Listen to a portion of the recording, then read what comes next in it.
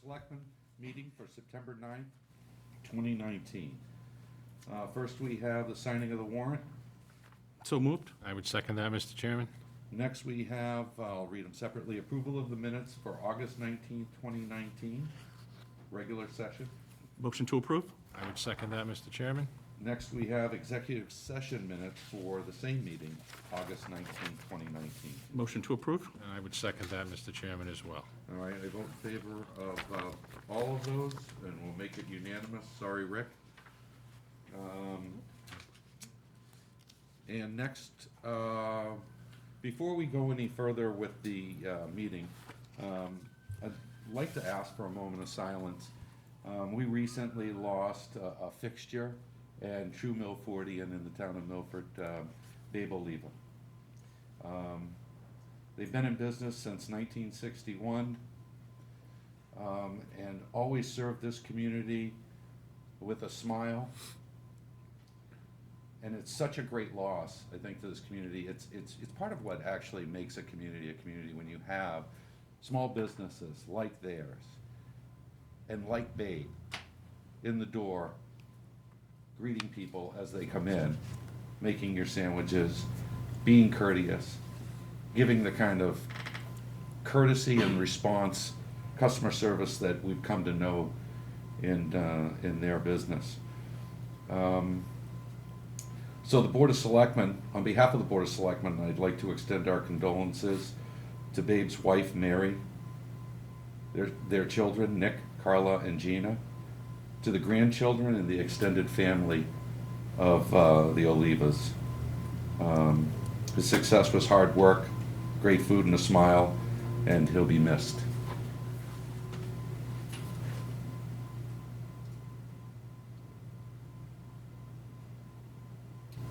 Okay.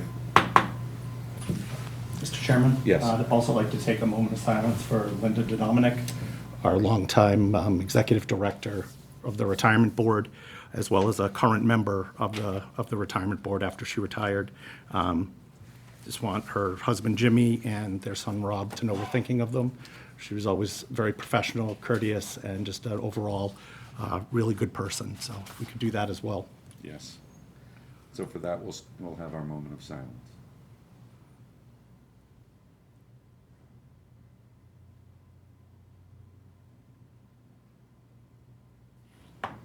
Okay. Next, we'll go on to the regular agenda, go back to the regular agenda. Invitation to speak. Is there anyone here who doesn't have an agenda item that would like to speak? If not, we'll go to public hearings. First meeting on the agenda is Superb Cuisine, Inc., doing business as Tokyo Japanese Steakhouse for a transfer of license. This is a public hearing, and so it's conducted a little bit differently, but are the principals here? Mr. Chairman, we're going to hopefully ask the board for a motion to continue that until September 23rd. The buyer and the seller in that transaction have some additional issues to work out, so I'd ask that we could open the hearing, and I would request the motion to continue it to September 23rd at 7 p.m. All right, so without the principals here, we will open the hearing. Is there anyone here who would like to speak on the public hearing associated with Superb Cuisine doing business as Tokyo Japanese Steakhouse for a transfer license? Not hearing anybody, I'll accept a motion to continue to our next meeting, this public hearing.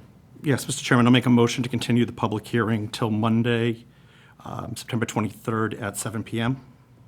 I would second that, Mr. Chairman. Okay, and I'll also vote in favor. That hearing is continued. Thank you. Next, we have Central Tavern doing business as Central Tavern for a transfer of license.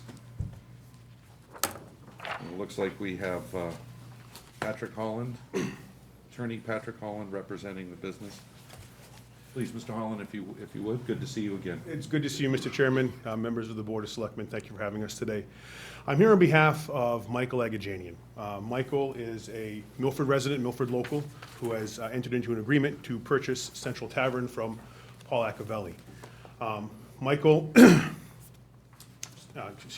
really wants to continue the success that Paul has built over the past 5 or 6 years at Central Tavern as being one of the premier live entertainment venues in the town of Milford, as well as a very well-respected bar and restaurant.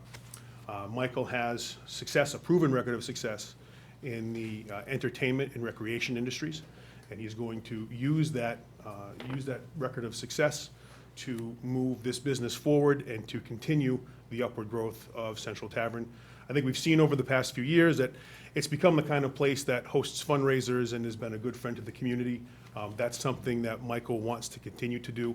As a matter of fact, the type of business that he's incorporated as is what is referred to as a benefit corporation. And under Massachusetts law, a benefit corporation is more than just a corporation that protects its president from liability.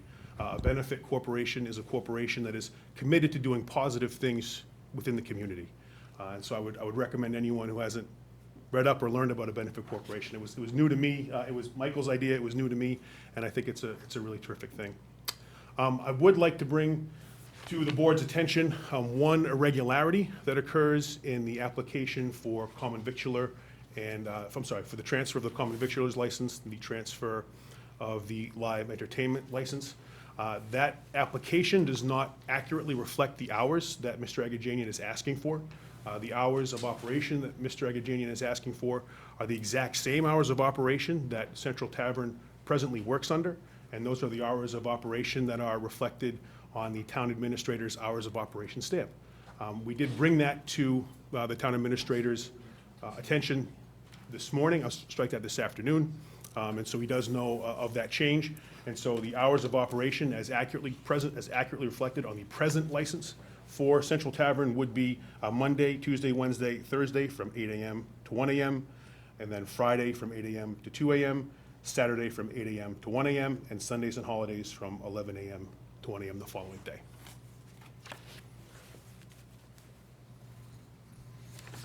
Okay, and as would be customary, let me just read from the department head review form, and then we can go into the discussion. Building commissioner notes no violations, and it's building and restrooms are accessible. Town planner, no change of actual use. Tax collector indicates no outstanding taxes. Town treasurer, no liens. Fire chief, no issues. Police chief, no issues or concerns.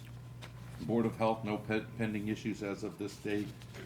And so that would be customary that we would reach out to the department heads, because obviously we don't work here every day, and the department heads are aware of all of the nuances associated with their various departments and enforcement and whatnot. With that, why don't we just go over, what would be customary is to go over your experience, and is this new venture in the restaurant business? Either, would you like to Yeah, speak sure. to that? My name is Michael. Michael, great And to meet so I've, I would say, kind of semi-retired from my previous career, which was running a hospitality recreation business. The past 3 years, we ran 15 locations from Boston all the way down to Florida. And we were, besides recreation, we actually ran a tiki bar, about 4 or 5 food concessions, and a full-service restaurant, doing about $1 million in revenue a year across some of these units. And so I decided to, traveling a lot. I have a 3-year-old, so I wanted to stay home more, give back to the community more. I just started coaching travel soccer actually last week. And so I decided I was looking for some commercial property, ran into the Central Tavern, which I've known about for years, and have enjoyed it, and found it was for sale. I was looking forward to purchasing a commercial property and didn't realize that the business was for sale as well too. And so talking to Paul, I said, hey, I've experience doing this. I'd like to, take it over and continue what he's done. Him and Al back in the day did a wonderful job cleaning it out and raising the bar there. Yeah, I would agree. It was an area that, and location and business that was problematic prior to Al and other current business owners owning it and working through those issues. A lot of it had to do with clientele, some of it had to do with hours of operation. But all of that being said, I can speak as one individual. I'm extremely pleased at the way the businesses have operated, the business has operated, and how friendly it's been to the community and its neighbors, especially late at night. Right? It's an enormously difficult task running a bar today, but it's more than a bar. It's a pub. It's a food establishment. And as you said, and as your attorney pointed out, they've had benefits and tremendous contribution to the local music scene as well. So, I think that's deep in our roots in Milford, the music, and it continues today in large part because the businesses help support that. With that said, I'll go to the members of the board. Will, any questions or comments? No, I don't have any questions. I'm in a unique position of having gone to school with Michael, so we've known each other for many, many years. I know all about his work ethic and his commitment to the town of Milford. He's also a former Marine and a UMass graduate, so I'm also biased in favor of that.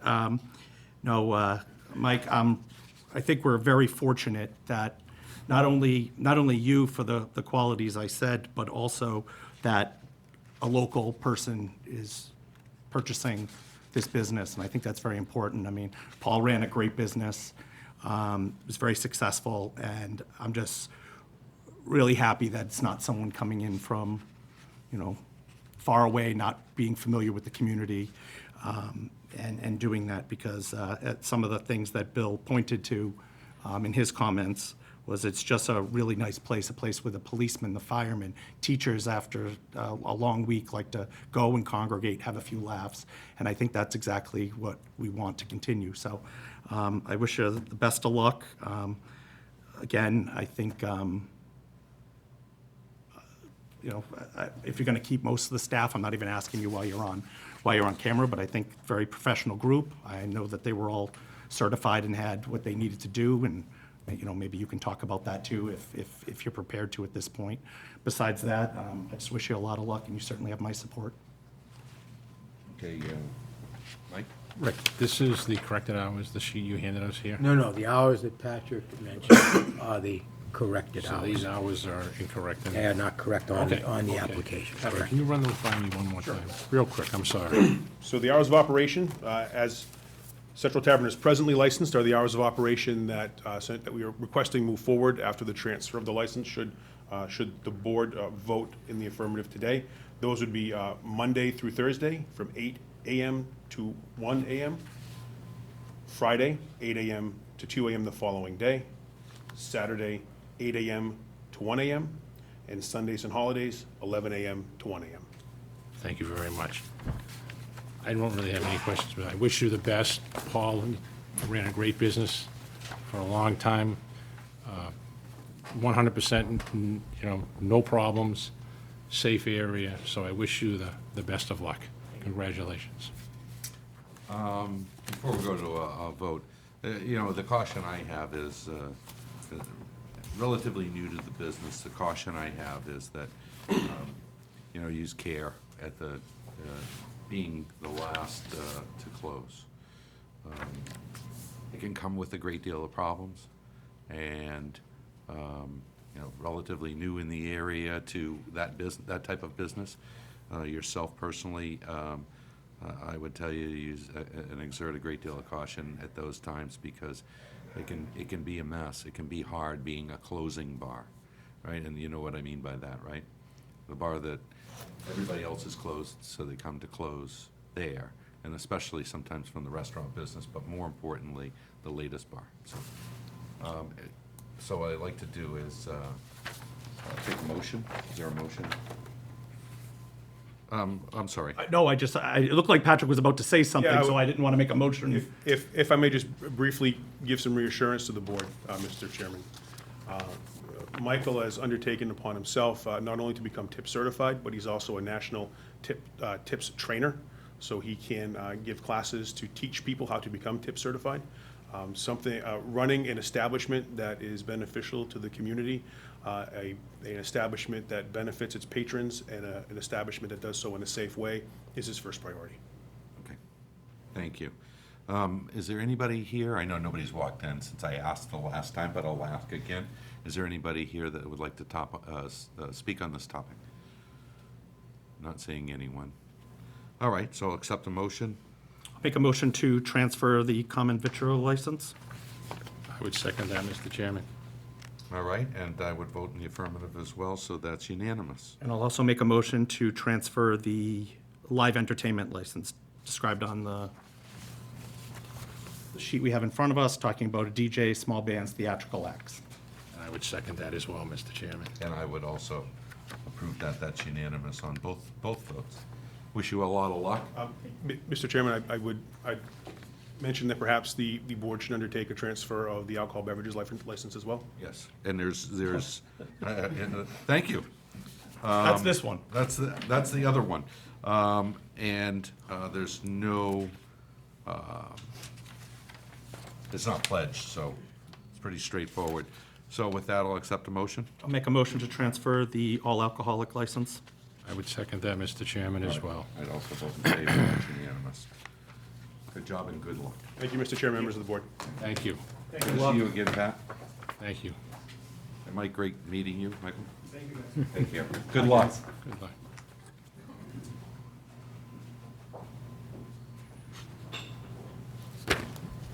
Next, we have CG Fridays Boston LLC, doing business as TGI Fridays, change of manager.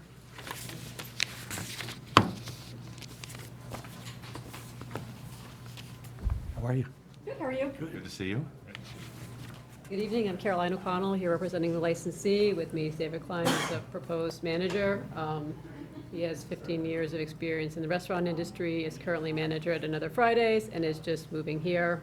We brought him here if you have any questions about his background or experience. But Well, you it's a pretty- anticipated all of the questions. Yeah, I've done a couple of these. Excuse me, Mr. Chairman. Yes. Can I get your name? Oh, sorry, Caroline O'Connell. O'Connell. Okay, Yeah, thank you. sorry. And as is customary, I'll read from the department head. Again, this is a public hearing, so if somebody's here, hold on a moment. I didn't see anybody else walk in again, so, but I will ask. Building commissioner says there's no current violations. Obviously, we look at violations to change of manager. Building and restrooms are accessible. Town planner indicates no change in actual use.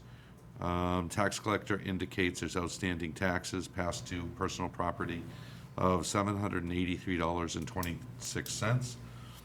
Town treasurer indicates no outstanding liens. Fire chief, no issues or concerns along with the police chief.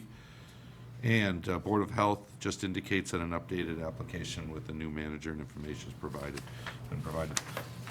So with that, is there anything new relative to outstanding taxes? No, we did reach out to someone there, my assistant did, so did we and hear I- back? I'm not sure. Pass that on to the Corporate? licensee, so I thought they would have resolved it by today, but hopefully tomorrow.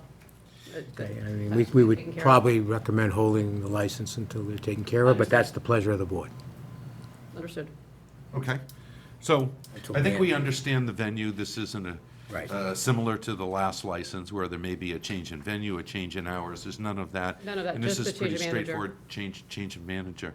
And you've worked at TGI Fridays and managed in the past? Correct. And which location was that? I've worked for numerous ones. I've Okay. been in Berlin, Millbury, I'm at this one, and earlier in the 2000s, I was in Florida. I managed a restaurant in Fort Lauderdale area. So, yeah, multiple. Okay. And you've been with TGI Fridays how long? Total, probably 3 and change years. 3, okay. Yeah. Okay, outstanding. I'll go to the questions of the board. Will, any questions or comments? No, I think, again, this is probably just because this isn't a mom and pop type of place, that it's just a little bit of bureaucracy to get that paid. So I just want to Correct. make a motion to amend the change of manager. Would it be, is your motion contingent upon taxes being? It can be, I just don't want anything to impede the business, just because it's going to probably take a couple of days to get that's not going to, will that do anything for your continuity of business? That shouldn't. Okay, then I'll make it per Contingent. contingent upon payment. All right, Mike, do you have any questions, comments? I don't. I would There's a motion on the table? I would second that motion, Mr. Chairman. All right. Yeah, I think it's the appropriate motion, and I think it also gives you some time to work through it without putting anything binding on the business. And the only reason it flags is because of the timing, would be my guess. And as you said, a large corporation and some of the bureaucracy that probably goes along with it. Government's not foreign to bureaucracy, and you don't, your Process. corporation, yes. Your corporation doesn't own the franchise on bureaucracy, so we understand. All right. And so, if anything becomes problematic with this vote, please approach town administrator, Sure. and we can work through, I'm sure, any challenges. Nobody walked in, so there's nobody here. Is there anybody here that would like to speak on this? Come on, Maureen, keep looking at you. All right, so if there's nobody here, we're good, and that motion is unanimous. All right, thank you very much, and good luck. Thank you. Good luck. Welcome in. Thank you. And Appreciate it. I would tell you, the first thing to do is introduce yourself to the police chief, and, get to know the way he works, and how we're encouraging businesses to notify us, let us know when things are happening, rather than, I know sometimes the businesses don't want to call in, and they think it's an instance or a situation where it works against them, and we don't work that way. We had an issue with a gentleman there with his family, I don't know what, he came in intoxicated or something, we never even served him any alcohol. And the police officers that were there, they had children involved, we thanked them so many times, they were Good. amazing. The gentleman sat with the family, they were great, so we really appreciated that. Outstanding. So we don't have an issue, if there's any issues, we make a phone call, and But introduce yourself to the chief would be a great idea. appreciate that, thank you, I will do so. Thank you. Yeah, have a good Good luck, night. and thank you very much. Thank you. That be concluding the public hearings. Now we have scheduled appointments. We have town treasurer, public auctions for land, Beach Street? Birch Street, I'm sorry, Birch Street.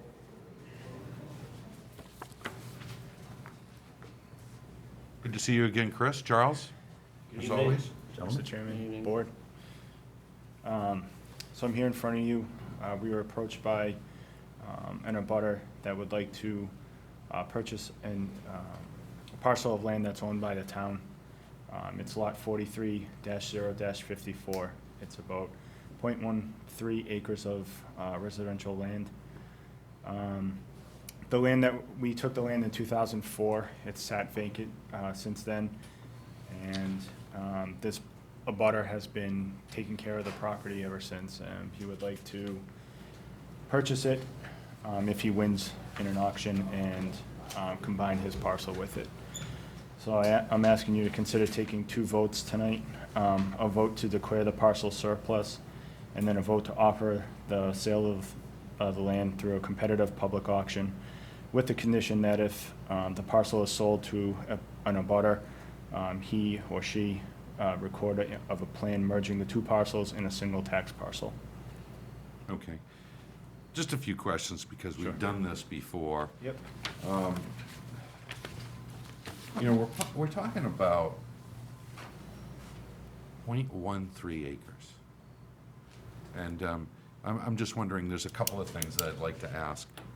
One of them is, what's the process we go through? I mean, anybody look at that land and say it offered any unique, benefits to the community? Was that, We do send out a A municipal needs survey, notice, yeah, to all the department heads, asking including, if there's any municipal need for the property. okay. At We- 0.13 acres, I'm gonna guess it's not, but, we either received no responses or people who's, department heads who said, we have no use for the property. and then, okay, so then that's helpful, because we won't always know if it holds some particular benefit to the community for water, whatever, so it's always a good thing to ask. We've recently come across that in some properties off of 85 where that's popped up. And that's we part- heard quickly from, I'm sorry, Mr. Chair. no, that's all right, we heard quickly from, Planning and Conservation Commission when those, we were considering moving those. But I do have another question. Sometimes it's public auction, sometimes it's directed sale. At 0.13 acres, how do you go through that process of that recommendation? How do you know whether it's directed sale auction. You can do a what's called a direct disposition under Mass General Laws, Chapter 30B, Section 16. Direct disposition is a process by which we sell a parcel, but the parcel has to have very low value in order for us to do it. And then there's a couple of notification processes that we go through to do it in that fashion. I don't think that, does this one qualify? As in No, terms of low because- value? yeah. What we use for a value indicator on these more than anything else is the assessed value, but as we all know, assessed value and market value are not the same. Oftentimes, market value is much higher than assessed values, but what we've seen in several of the properties we've been looking at here in Milford is the assessed value is extraordinarily high for what the actual market value might be. So that's not the case necessarily in Milford. You'd have to look at it on a case-by-case basis. Has this case been looked at? What its potential?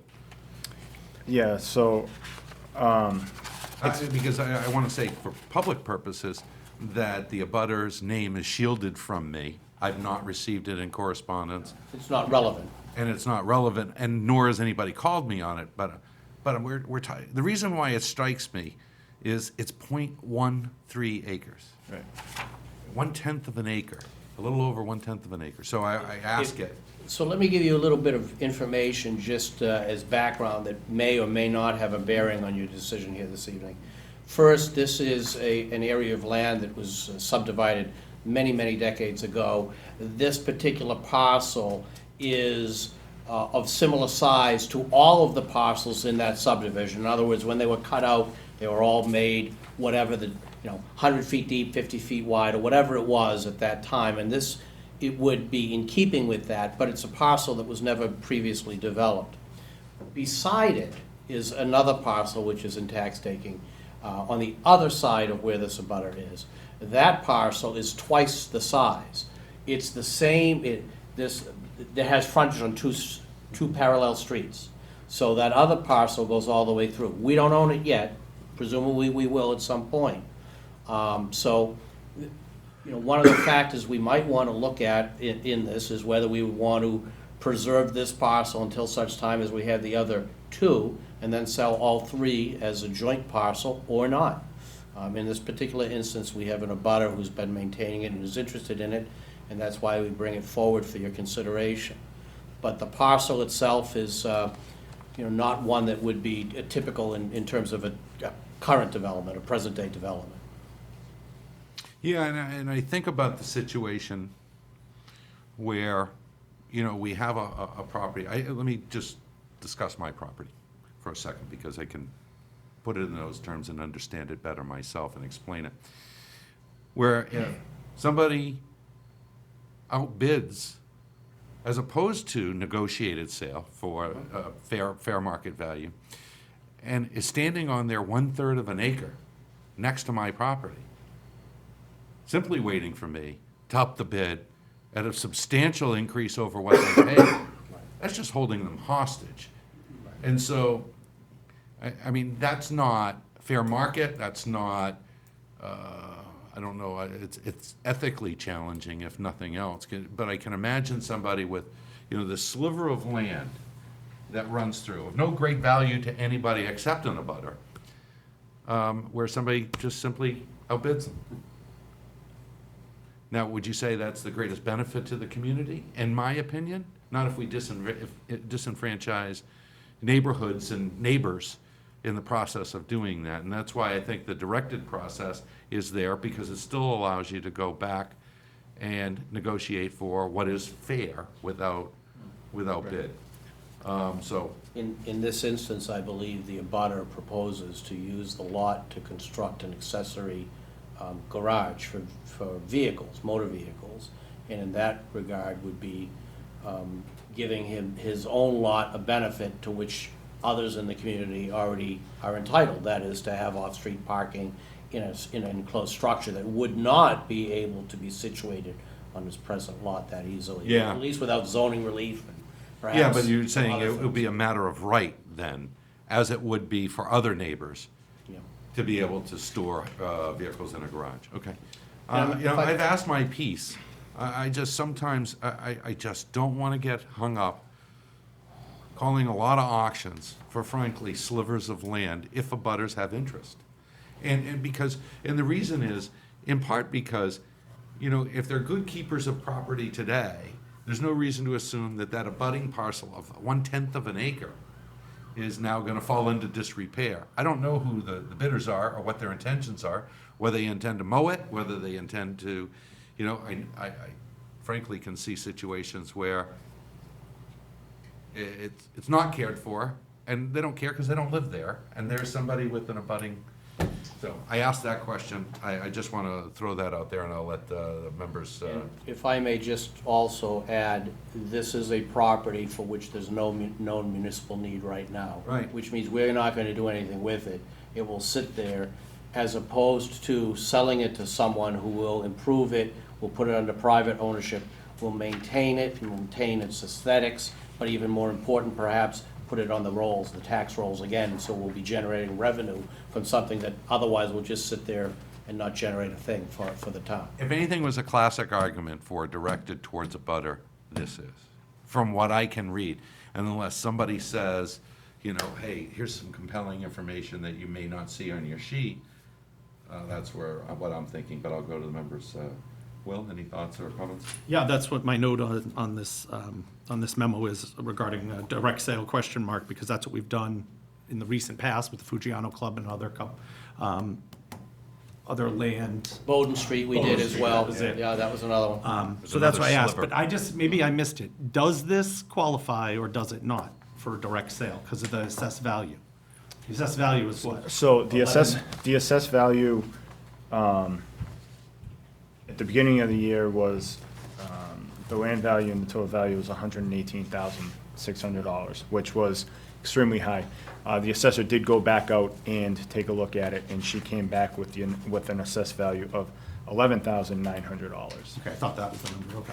So the 11,000 would qualify it, but the 118 would not. But Right, yeah, okay, well- that was, And that- Okay, because that number sounds like it's in Manhattan, right? Yeah, I don't know of any lot this size that would sell at 118,000. No, of course And not. you'd have to go get permitting to ensure that there's some developability to it. Yeah. Yeah, no, and I think, Bill, by you coming out and asking those questions, that we should do that, because we should at least give an abutter an opportunity, especially if they've been taking care of the land. And I also, I'm sure I'll get accused of it, but I don't know who the, I don't know who the butter is. who the so- abutter is and who we're talking about either, but, again, for someone who's been, taking care of it, I mean, is it your recommendation, obviously based on this memo, that we do go to a public auction rather than negotiate a direct sale? Or would that, I just want to make sure that, if it's not clear, because I look at the sliver of land, and if someone comes and buys this, does it qualify for a separate lot? Yep. Based on the neighborhood, even though it certainly, would that be, because it hasn't been, is it non-conforming or pre-zoning non-conforming at this point? I would imagine, I don't recall when it was subdivided, but it's many decades ago. This subdivision may predate zoning, but what effect that has, where it's been in town ownership and so forth for years, I'm not really sure. Because I think that also, could sway me in the other direction if, if someone could come in and say, hey, no, you're pretty much giving a buildable lot. Is that what you're negotiating? But, Yeah, I don't. I mean, certainly lots this size are not allowed No. anymore. Yeah. So let me digress just slightly for the board's edification. There are a number of ways we can dispose of this parcel, seeing as how there's no municipal need. We can do a direct disposition to an abutter without any bidding or anything like that. We can do it by an auction, and there are two other methods that, as far as I know, we haven't used here in Milford, but maybe we did sometime prior to my arrival. One is an invitation for bid, which is we just advertise it and say, we have this land, we're looking to sell it, how much do you want to bid? If it were an invitation for bid, then it would just go to the highest bidder, much like an auction, but without an auction effect. In other words, there's no live auction. It's a paper submittal. You have an opening day and time, and you open them all, whoever's the top dollar gets it. The other is a request for proposals, which is how a lot of property is disposed of when the town has concerns about how it might be reused. So what we would do, in fact, I think anyway, I'm not going to digress into that, but so what we would do is we would say that we're looking for somebody to use this property as an accessory to their existing home or their existing residential property as an abutter for some passive use as opposed to redevelopment. That's our preference. On the other hand, if we don't get somebody coming in like that, then we would look at a developer. And we would judge the proposal first, and then, after we've chosen the proposal that best suits the selection criteria, we would open the price bid and then look at the price. But it wouldn't, the price would be secondary to the proposed reuse of the site. So those are 4 different ways we could do it. We would be within our rights to do it any one of those 4 ways on this particular property. And it's really, similar to what I've said about a few other parcels come before, we kind of know where this one's going to end up no matter what. It's just what process we take to arrive at that same result. Okay. And again, the lot lines on this are faded, but is there any encroachment on that land? No, Just- no, but Some one of them, obviously, even the neighbors, I mean, they're very close. Part of the Not on. problem with this too is our GIS, when it puts layers down, the layers don't necessarily coincide, so you're looking at a visual that doesn't necessarily reflect the actual plot line Okay. because there's a discrepancy in the layering. So I don't think there is any known encroachment on our part. And again, I asked the same question about direct sale. In the end, I'm probably gonna take your recommendation. I just, again, the part when when you said that the abutter has been caring for it all these years and treating it like his or her own, I wanna make sure that, that was part of the discussion. Okay. Anything else, Will? No. Mike? Chris, the first question I have for you, has the town had the piece of land appraised, professionally appraised, for what its value is? We usually don't have it unless it's gonna be a significant parcel. It's just the cost of it, to have someone go out there. We rely on what the assessors say, for the most part. You could provide a value for it 3 different ways. One would be an actual appraisal, another would be a broker's price opinion, and then the third would be the assessed value, using the assessor's valuation as an indication of actual value. That would be my second question. How does a piece of property go from an assessed value of $118,000 to $11,000? So what, I mean, we're not talking 118 to yeah, so 114. if you look at the field card, going back, this only goes back to 2012, but it's been over 100,000, for the last 7 years. Before that as well. I think when the original piece of parcel was taken by the town, that's what it was because the zoning was probably different back then. We put it in tax title in 1998, so I'm assuming this was all developed and zoned out back in the early 90s. But I couldn't find much information on this area, and And the reason I ask those questions, and I can only speak for myself, only one member, I truly do care about the abutter. I care about the person that's been taking care of the land. I have one of those on my street, right next to me. I've been taking care of it for over 25 years. It's absolutely beautiful, okay? So I do care about that, but I also have a responsibility for the taxpayers to put me in this seat, that when we get into a situation like this, that I also have their best interest at heart, the whole community. And not that I want to hurt anybody, I just want our approach as a community to be the right approach. And if first is getting an appraised value on it is the approach that we need to do, and then maybe with Charles's, different ideas of how we seal the bid, take it to auction. But I think I have a responsibility for all the taxpayers in this community, that when we do something like this, we're generating the correct amount of income that they deserve. And that's only speaking for myself. No, I think that's why it's a negotiated price. I think we all feel that obligation.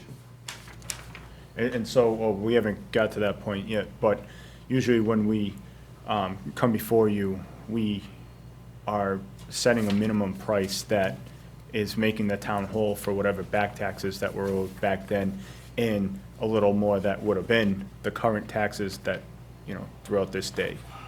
So that's Mr. Chairman? where we're coming from. And Chris, what is that recommendation? If we go to auction, what would be minimum? So, that's all right. So, let me just tell you, when we foreclosed on the parcel in 2004, it was they were owed $10,879. So I'm making a recommendation. We have a minimum bid of $15,000. Chris, with those assessed taxes, so the taxes owed based on an assessed value of hundred and something thousand dollars. I don't have those numbers in front of me. Most likely. It was, that only goes up to 2012, and that was another time, so there was no taxes. So we Mr. Chairman. foreclosed on this, we got our judgment May 13, 2004, and we know that back in 2012, it was 110,000 and so forth.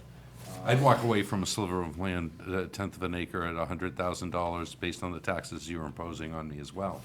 Right, I say you, the town, right? No, I'd say, hey, that property's not worth carrying. Well, I can also say it's owner unknown. Okay. That's a problem that we have with a lot of these parcels. They were subdivided strangely, and as a result of some of those subdivisions, it's very difficult to determine who owned the parcel and where to send the bills, et cetera, et cetera. So there was no one who had a personal interest in the property prior to 2004 to apply annually for an abatement, or to say, hey, this appraisal's way out of whack with reality. So I'm gonna say that based on what I thought I just heard, that isn't a requirement for the taxpayers to be whole based on, right? Because. No, that would be No. ideal, but that, But even the number to make us whole isn't real because of the assessed value that we know is flawed. Okay, I'll be honest with you, very rarely have I been involved, and I've been involved in many sales after after a tax title foreclosure. Very rarely do you even realize anything near what was lost or what was expected. So if we can recoup it, that's great. That's tremendous. all good, yeah. All right, Mike has a point. Go ahead, Mike. Again, Chris, I have to ask you this question, and please understand, I'm asking questions. How can you put a value of $15,000 to start when you haven't even had the land appraised? I'm going based off of what the assessed value is, which Which you was said earlier, 11.9. that assessed and appraised values are two different, so why don't we have that number? Have the appraised Appraised. value, because going based off the zoning requirements, this would be a lot of work for someone to come in and develop it. So we have a current buyer now. It's, you know, they're not asking for it to be given to them. They're willing to pay. So there is value, and It's an outside Yeah. assessor's service as well that does this for many Massachusetts towns.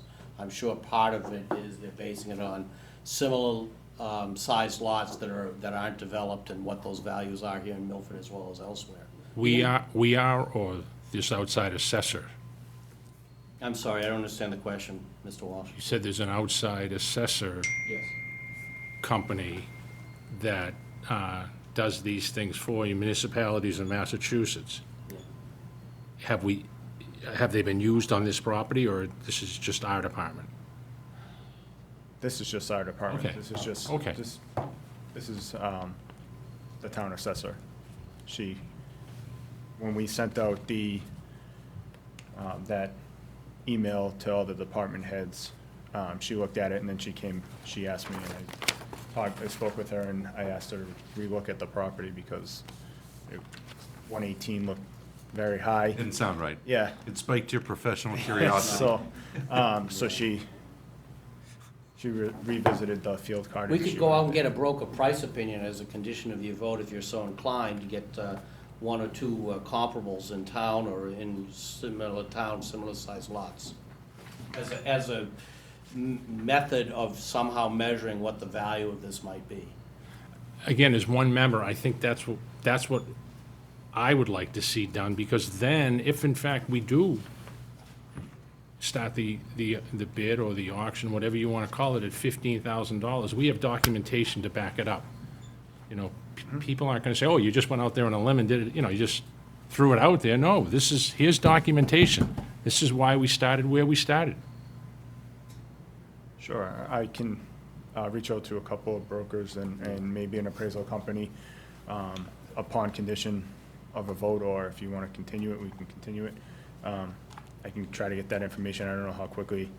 I would recommend that we not get an appraisal done, only because that's several $100s, and it's just money that we're not gonna recoup. Because whatever the price is, that's the price. I would think of BPO, even if we used a couple brokers to get broker price opinions, might be wise. Okay. I'm okay with that. I'd actually prefer it, and I'd prefer that we not take action. I think at some point, Charles, this board is gonna have to understand who the abutter is. Because if we're talking about the benefits or differences between a directed sale versus a auction, one of the things we're gonna have to understand is, does anything preclude, as a result of that, who the abutter is, does anything preclude any one of us from voting on it? I see what you're saying, it's a wise point. Does the board wish to have that information this evening? Because we have that with us. No, because I don't think you're gonna have, this thing has been, owner unknown, over-assessed value. It's got a lot of odd things going on with it. And I'm just not a big fan of taking, 0.1 acres that somebody's cared for a lot of years. And if they wanna pay before we go to auction and have to go through that process, and what we think the town is a fair and equitable number based on data. And the town is made whole, and I say whole in the sense that likely what we received or tried to receive in an auction, I'm all good, and I haven't angered a neighborhood in the process by letting somebody come in and pave 0.13 acres, which they'd be entitled to, by the way, in an area that's residential. So I find this odd. I might also add that historically, when we see owners unknown, it's typically because there's a title problem Sure. around the turn of the last century, and it predates our assessor's records, and generally speaking, these are more problematic properties to bring to a judgment, and that means that you're probably looking at 80 years of unpaid taxes. Yeah, and I'm sure the number is a lot, no matter what it is, especially when you accrue interest and penalties over that period of time. It just gets crazy. And it'll start to look like it was assessed at 118 when you look at what somebody owes, but I don't know that that's always a reasonable number to try to recoup, right? And when we foreclose, all we do is foreclose on 1 year's taxes or 2 or 3 years' taxes. We don't necessarily go back and certify 80 years' worth. As long as That's good, it's not worth we it. foreclose 1 year, we foreclose them all. That's all we need to be able to do. All right, so, I don't know, we've got to figure out, from a town perspective, a policy and a guideline that we'd like to follow on things that don't require auction, have interest in the neighborhood, and a way to make sure that we're not giving away land, but instead are negotiating a price that's fair and reasonable. Because I'm not a big fan of going to auction when there's somebody standing there that's cared for 25 years. I'm just not. That's a personal thing.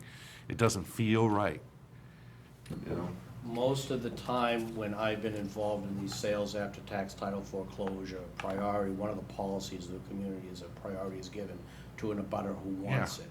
Typically, that's the case. But even to that, there are exceptions. If the parcel is extremely large and able to be developed on its own, then in those cases, you want to get I agree. the Absolutely. property value as opposed to I sell it to agree. the abutter, because the market value is higher than what an abutter I will agree. pay. Yeah, no, that's, those are important points. Mr. Chairman, that's why I asked when looking at the thing, at it the otherwise plot, that is it otherwise developable, developable? If it is, then that, that changes things.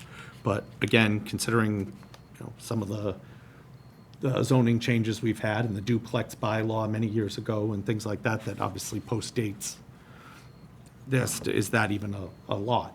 So I think we need to find that out too. Obviously, if it's not, then then that's another part of the equation that a factor we can take out, All right. which makes it more beneficial for an abutter, because again, and really regardless of whose home that is, I imagine if it was a blood relative of any one of us three, we would know that now.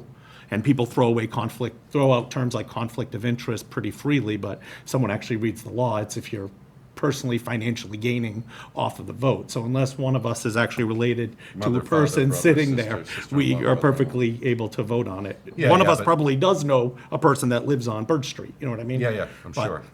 It's just the fact that, is it the right thing to do or not, so. Okay. I think you get a sense of the direction we're going, so let's see if we can button this up at the next one. And we'll hold it and continue it to another night. Yeah, we'll work towards getting a one or two price opinions from one or two brokers. Okay. And then we might also look at giving you some guidance as to what sort of priorities you might want to be looking at in terms of these dispositions, if that's Okay, of yeah. some assistance to you. Yeah, and, I know it changes with members, so it's a moving target, and let them. Priority, I'm sorry, Mr. Chairman. No, go ahead. Priorities would also change too, based on whether it's commercially zoned or industrial zoned or residentially zoned and so forth as well. Okay. Yeah, for some reason, I thought we were walking in here talking about 1.3 acres. And when it was clarified to be 0.13, that's a much different topic. Okay. All right, thank you, gentlemen. I appreciate you bringing this forward. I apologize. I was asking questions, but not to you guys. Sorry? So, thank you. At the next one. Yes, the next one. So the next one, you have a letter that I sent to you. This is a tax title foreclosure property located at 9 Westchester Drive, Milford, Mass. Dear Chairman Buckley, the town foreclosed its tax lien on 9 Westchester Drive, Milford, and received judgment in land court on September 7th, 2018. The one-year right of redemption period expired on September 7th, 2019. On Friday, August 30th, 2019, Town Council and I visited the property and alerted the retired former owner that we had title to the property and we were about to commence eviction proceedings. This was in addition to the court notice sent to him. We advised him that he had very little time to address his outstanding tax delinquency with the town of Milford. Since then, he has attempted to secure financing for a payment plan and was unsuccessful since the property is now in the town's ownership. He asked for permission to list the property for sale with a realtor, and upon successful identifying a willing and able buyer, the property will be sold, and the proceeds used to pay the tax delinquency. I advise the matter would be submitted to the Board of Selectmen for approval, and hereby request your authorization for the town to work with the former owner to market the property with a goal of paying off any delinquencies. Yeah, I'm trying to think of precedent in these cases. What the situation is born from is, and I know what you have to go through tax title, is neglected and unresponded communications to the property owner. If I might just give some additional background information, Mr. Chairman and members of the board. This is a retiree who's living on a fixed income. He's 70 years of age. He was hoping to live out his remaining years in the property, but he was not able to service the tax debt as it comes due. And so his decision was to kind of just ignore it, thinking that, he might die before we addressed it. Unfortunately, perhaps in some certain situations, or fortunately, depending on your perspective, we foreclosed on this and we received judgment 1 year ago. He is notified by the court that we have the judgment. He's done nothing. He's living in the house. He's able-bodied, but again, on a fixed income. If the town were to continue in the foreclosure process, we already own it. We've owned it for a year. The 1 year right of redemption is technically extinguished. What that means is it is now discretionary on our part whether we want to allow him to redeem the property by the payment of the back taxes. If we choose not to, the next step would be for the town, through the law department, to begin eviction proceedings against the owner and basically to remove him from the premises. That, Former owner. the former owner, I'm sorry, yes, correct. And if we were to do that, we would be, the timing of it, given the nature of this time of the year, the requirement of a 30-day notice to quit, et cetera, we'd be evicting him right around Christmas time or New Year's. This would be the time when most presumably all legal recourse would be resolved. All right. Now, if I just may, Please, one more, please. and this is the most important part of this. If we proceed and do nothing, the town will then, once the property is vacant, offer it for sale. This is a parcel which would, because it's good, the house is well-maintained, the grounds are well-maintained, it's an asset to the neighborhood in which the property is situated. This will sell for considerable money, you know, talking Yeah, yeah. 200, whatever, maybe more, $1,000. The delinquency is 20,000. If we sell it, we, the town, keep the proceeds, he gets nothing. On the other hand, if we were to allow him to market it and he's able to enter into a private sale and we cooperate with that, we would be paid off the amount that we're owed, and anything over that would be either his or wherever it would go. So this is an effort on his part to try to take the equity that he has in this property, which he probably could have done something with a year ago, and try to keep us from making a windfall from it. Now, is that fair? I guess it's based on your perspective. If we're looking to get as much money as possible, then obviously we want to continue. If we want to be temperate and be mindful of this man's investment and that he's a retiree and this is all he's got, we might want to do something different. That's the challenge in making a decision tonight on this. All right. Thank you, Charles. Do you have anything more? No, I was just gonna say, whether we work with him or not, the bottom line here is the effect of whatever route we take on that equity. So here's my thinking. I'll go to the board members. I don't want to evict them. I don't know that we have a solution tonight. I'm not hearing a solution I completely understand, because it still involves disposition of town-owned land. We own it, correct? We do. I can explain, I'd like to add 2 points, but I've spoken a lot, so I'm. No, well, here's what I'm mindful of that. thinking. Let's look for a solution, and if you could provide the statute and information, that would help us make a legal informed decision. That would be helpful. And let us probe it. The property is already being listed. It's being listed knowing that we're the owner, and on the assumption that it's being highly marketable, we would know if there is a prospective buyer in very short time and what the sale price would be and what we could realize.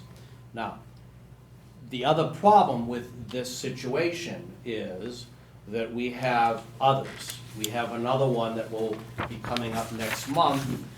The difference between the two is that the other one we've tried to work with. We've met with them. I've actually stopped by the house 3 or 4 times, encouraged them to do something before we get to the stage. And I actually believe that we are in a situation where we have no resort but to begin eviction proceedings on that other case. In this case, this was the first time that the treasurer and I had an opportunity to meet with the man and impress upon him the seriousness of the situation and the timing of it. You didn't get that from the notices? Is that what you're telling me? He claimed that he didn't get any of the notices.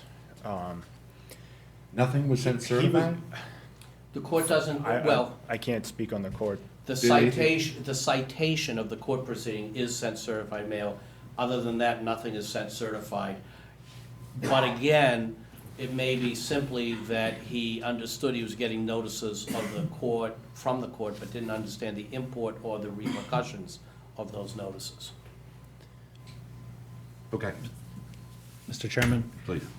it's my inclination to, however you can work it out considering we own it, As long as all the back taxes are paid and any penalties and whatever that number is, it is, then I would like to see this gentleman go on his way with whatever equity he has in his home. If you've said a lot of positive things, you said you've had a good conversation with him. The house is being listed. It's in good condition. So he has pride in his residence and this, that, and the other thing. We need what's fair for the general population and everyone else that pays their taxes in this town. We need to get every dollar that is owed to us. I imagine that, I'm not even worried about that. I know you two are taking care of that. I do think, based on what I'm hearing from you two, that it's my inclination that we let this gentleman sell the house. Again, I don't even understand how that can possibly happen, since we're the owners. But obviously, if it wasn't an option, you wouldn't be presenting it to us. So if it can be fixed, and this isn't gonna turn into any other saga, like maybe we're talking about with something else later down the road, I think that, it's my inclination to support someone walking away What we'd be, with something. if I might clarify too, what we'd be looking for is the opportunity to allow him to market it. And if there is a prospective buyer, and if the terms of the sale seem adequate, we would come back before this board to have you approve authorization to go forward. At that time, the ownership of the property, the judgment that we receive for the tax title foreclosure would be treated just as a lien. We'd still be charging the statutory interest. We would simply, like a municipal lien certificate or outstanding taxes, pay it out of closing and then clear the title subsequent to the closing by the payment of the taxes, vacating the judgment, et cetera. That's all legal mumbo jumbo that we can do if we get to that stage. And one other question? And we'd be back here. You said the town has owned it for a year? Yes. We foreclosed on it a year ago at this time. The state law allows the owner 1 year. a 1 year right of redemption period. So that redemption period was Saturday. I might also say another perspective on this is that the right of redemption is mandatory. We cannot stop an owner from redeeming it within the first year. After the first year, it's discretionary, and many communities will exercise that discretion on a case-by-case basis. So it's not, might be the first time we presented it here to this board, but it's not the first time that communities have done this throughout the state. So it's not an unusual animal that should raise a lot of antenna, but obviously, it's, we've got to keep the taxpayers' best interest and the town's best interest in mind at the same time. Yeah, and I think we talked about this ad nauseum, but it warrants it because we're talking about somebody who's struggling, and hopefully, we are human beings and not just exerting, our will on people, because government can do something. The question is sometimes, should it? And, we're talking about trying to make the town whole. We're trying to make sure that a person's equity and life savings doesn't evaporate. And I understand the argument that, there's not following up on both certified notice and other notices. But I'm still not clear how we dispose after the redemption period, and if we own a piece of property, it's town-owned, how we dispose of town property without going to town meeting. That's my question. And I'll go to Mike. What do you think about that? I as well do not want to evict anybody from their home, especially around Christmas time. And I understand the comment about the certified letters, but let's back all the way up and go right back to what about his tax bills? So if $20,000 in the rear, that's roughly 4 to 5 years in back taxes? 2014, 15, 16, 17, and Okay. 18. He did, on his behalf, he did try to come in a couple of times back in 2017 and make some sort of payment, but he just Couldn't keep up with it. he couldn't keep up with it. 16% interest on that type of money just keeps going. Understandable, but why stop? Keep the lines of communication going, all right? But the other problem that I have is that, and again, I don't want to evict, but the $20,000 in taxes, the penalties, and any other thing, but what everybody forgets in the equation is how about all the time that you have in the project, Charles and your former attorney Jerry Moody have, that the taxpayers of this community have paid your pay.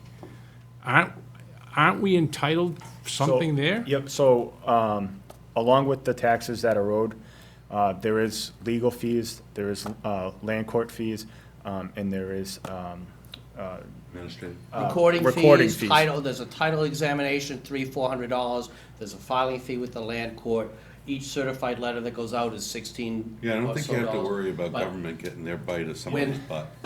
When we take our judgment, we go first and get findings, and then we get the judgment, and we add into the findings a certain amount for attorney's fees as well. So there is some administrative cost, and particularly the attorney's time, that's factored into that. And as part of a resolution of this, we can add in what we think is a fair and reasonable amount as the additional charges. I mean, this is something, it's discretionary, so there is some room for negotiation. We're willing to do it, under the Yeah. circumstance that we're made whole. We also always look to get back, it's $75 per instrument that gets recorded at the registry of deeds. We want to get every one of those that we've paid for, we want the money back. And then we turn think around that's and use it for the important. next case. I think that's important. So it would be the 20,000 plus. yeah, so they owe 23,000 in taxes, and it would be, probably about another 3,000 to 4,000 in fees, between, Court fees. Court fees, legal fees, recording fees, I and mean, then. Mike, we could easily add $20,000 by billable hours with all the attorney costs and everything. I just don't think that's the way to go. So, I mean, we do try to recover a lot of it, Yeah. but our time, I mean, it's hard to. You're on the like, payroll already. Yeah, Mr. Buckley said we could, like, Yeah. 100 hours or something working on this, and Yep. Yep. Okay. So again, Mr. Chairman, again, your recommendation tonight is to allow us to, or for us to allow you folks to allow him to market it. Yes. If everything works out and a Prospective buyer is found. and a we sound would- offer is made. We would come back to you and say he's looking to redeem it now by paying, here's what he would pay out of closing. We can expect it in so many days, month and a half, whatever it might be, blah, blah, blah, blah. Give you the terms, and see at that point whether you're disposed to allow it to be redeemed using your discretion. Okay. But you don't have to make that decision this evening. All we want is basically. Guidance, Yeah, guidance, how do you want to go with it? And Well, do that you is- want to at least market it and see? That is the way I want to go, and if I need to make a motion, I'll do so, because I don't think we need to come back and have this same conversation in 3 weeks or a month when we've handled it. So I'm going to make a motion that we grant permission to list the property for sale with a Realtor, and upon successfully identifying a willing and able buyer, the property be sold, and prior to you gentlemen come back to us, and we'll vote on it at that point. And before I second that, I just want to be clear with what I said. I want to make sure that we retain everything that we're entitled to get as a community. yes, we will. We're not gonna cut any deals No. that in any way shortchanges the. Yeah, and I can amend the motion, but I think Yeah. that'll be all included in the presentation to us when you sell It's- it, right? In part, as I said, there are two ways of looking at this, but if we are allowing a redemption, they've got to make us whole. That's what a redemption is, so that's what we will do. And when I come back, if there is a buyer and there's agreement, I will have it broken out for you by taxes, the interest, legal fees, court fees, recording fees, and if you think of anything else, And or we think of anything else, I'll make sure it's listed so you can see that. And we've seen, I believe, the proposed Yep. marketing price, which should be more than adequate to satisfy all the amounts owed to the town. And that price is 220,000 is, Which, again, I'm sure the broker has had appraised. Yeah. Yeah, so, yeah. There is some work that needs to be done to the house, when we looked at it, just by looking at it, but Yeah, they're always- I'm not a Yeah. builder or Yeah, anything, inspector. so. I'm an I would inspector. second that motion, Mr. Chairman. Yeah, let's see if we can extend the redemption period, if it's, you have the ability through town meeting vote to do this type of work and this type of work out with people. and come to arrangements, so I think I understand it, and I think it may satisfy everyone. All right, thank you. This is extremely difficult. This isn't something, for the benefit of the public, this isn't something this board deals with a lot. And it's not comfortable, and it shouldn't be comfortable, that when, for the tax, for the treasurer, for the tax folks, for town council, there isn't any day anybody wakes up in the morning and says, I think I'll throw somebody out of their home. At the same time, there's an equity aspect. While people are working hard to pay their taxes, they expect that the neighbor next door is also trying to do that. So we're trying to strike a balance, trying to make sure everybody's whole, trying to make sure retirees aren't thrown out, and trying to make sure that, all the various considerations are made, and that we balance those with our public service and our right, and frankly, what's fair and honest. So, all right. That's why we took so long, and I apologize for us taking that long. It shouldn't be easy. Definitely not easy. You have the guidance I think you need, and I think we can go forward. Thank you for taking Thank you. so much Thank you time. for your time, with us. gentlemen. I Thank you, can imagine gentlemen. the time that went into this. Thank you. All right, next we have town engineer, Mike Dean, for stormwater, update on stormwater. Hi, Hey, Mike, how are you? Good to see you again. same here. All right. Before you go to Yep. stormwater, how's that left lane? I working drive out? by it 5 times a day, out through it. I'm hearing good It's working things. great, yeah, no. So I've witnessed thank you. But I have gone through it several times. I know we thank you. The last time you were here, I just want to thank you Yeah, again. no, appreciate that. Yeah, no, it seems to be working very well. Very well. Yeah, it's awesome, actually. Yeah, so a quick update on the EPA general permit, MS4 stormwater. So the effective date, as we know, was July 2018. That's when we were required to start submitting items that were required, obviously. The notice of intent was one of them, so they've been submitted. That was submitted in September 2018 as required. Following the required submittals, such as the notice of intent, the EPA has granted authorization to discharge stormwater from the town's MS4 in accordance with their general permit. And there's an attached letter to that effect that was sent to several departments, or after they reviewed everything, they give you that authorization, which basically, that's your proof that we're in compliance. Okay? Continuing on, to meet the other requirements in year one, the stormwater management plan has been prepared, which is these 3 documents that I referenced that we've already had prepared, or, 3-ring binders this thick, 150, 200 pages, maybe more. But the stormwater management plan, that has been posted online, and that was required to be prepared within year one, so we've done that. Ongoing items, there's a bunch of them, but, the reviewing the town bylaws, inspections of, and water sampling of all the outfalls, the storm drain outfalls throughout the community. And that also leads to another document that's been prepared in draft form to date, illicit discharge detection and elimination program. So that's evaluating all our discharges and making sure that there's no illicit discharges. So that's water sampling and see if any contaminants and what is in the outfalls. And obviously, the plan is if you find these, and it's over a whole bunch of years, but this is just the beginning of it. So they evaluate what's coming out of the outfalls, and this plan puts together a document that says how you're gonna deal with it, how you're gonna screen these outfalls, and how you're gonna deal with it going forward. Let's see, there's also been inspections of the stormwater basins and all the BMPs throughout the town. There's probably about 32 large basins that have been inspected, and there's a whole report of what the findings were of those inspections. And we don't have to address them now, but going forward, once again, it's putting all this information together of how you're gonna deal with any of the issues that you do find. Typical issue with a detention pond is typically they're just overgrown, and you gotta clear them and clean them up and things of that nature.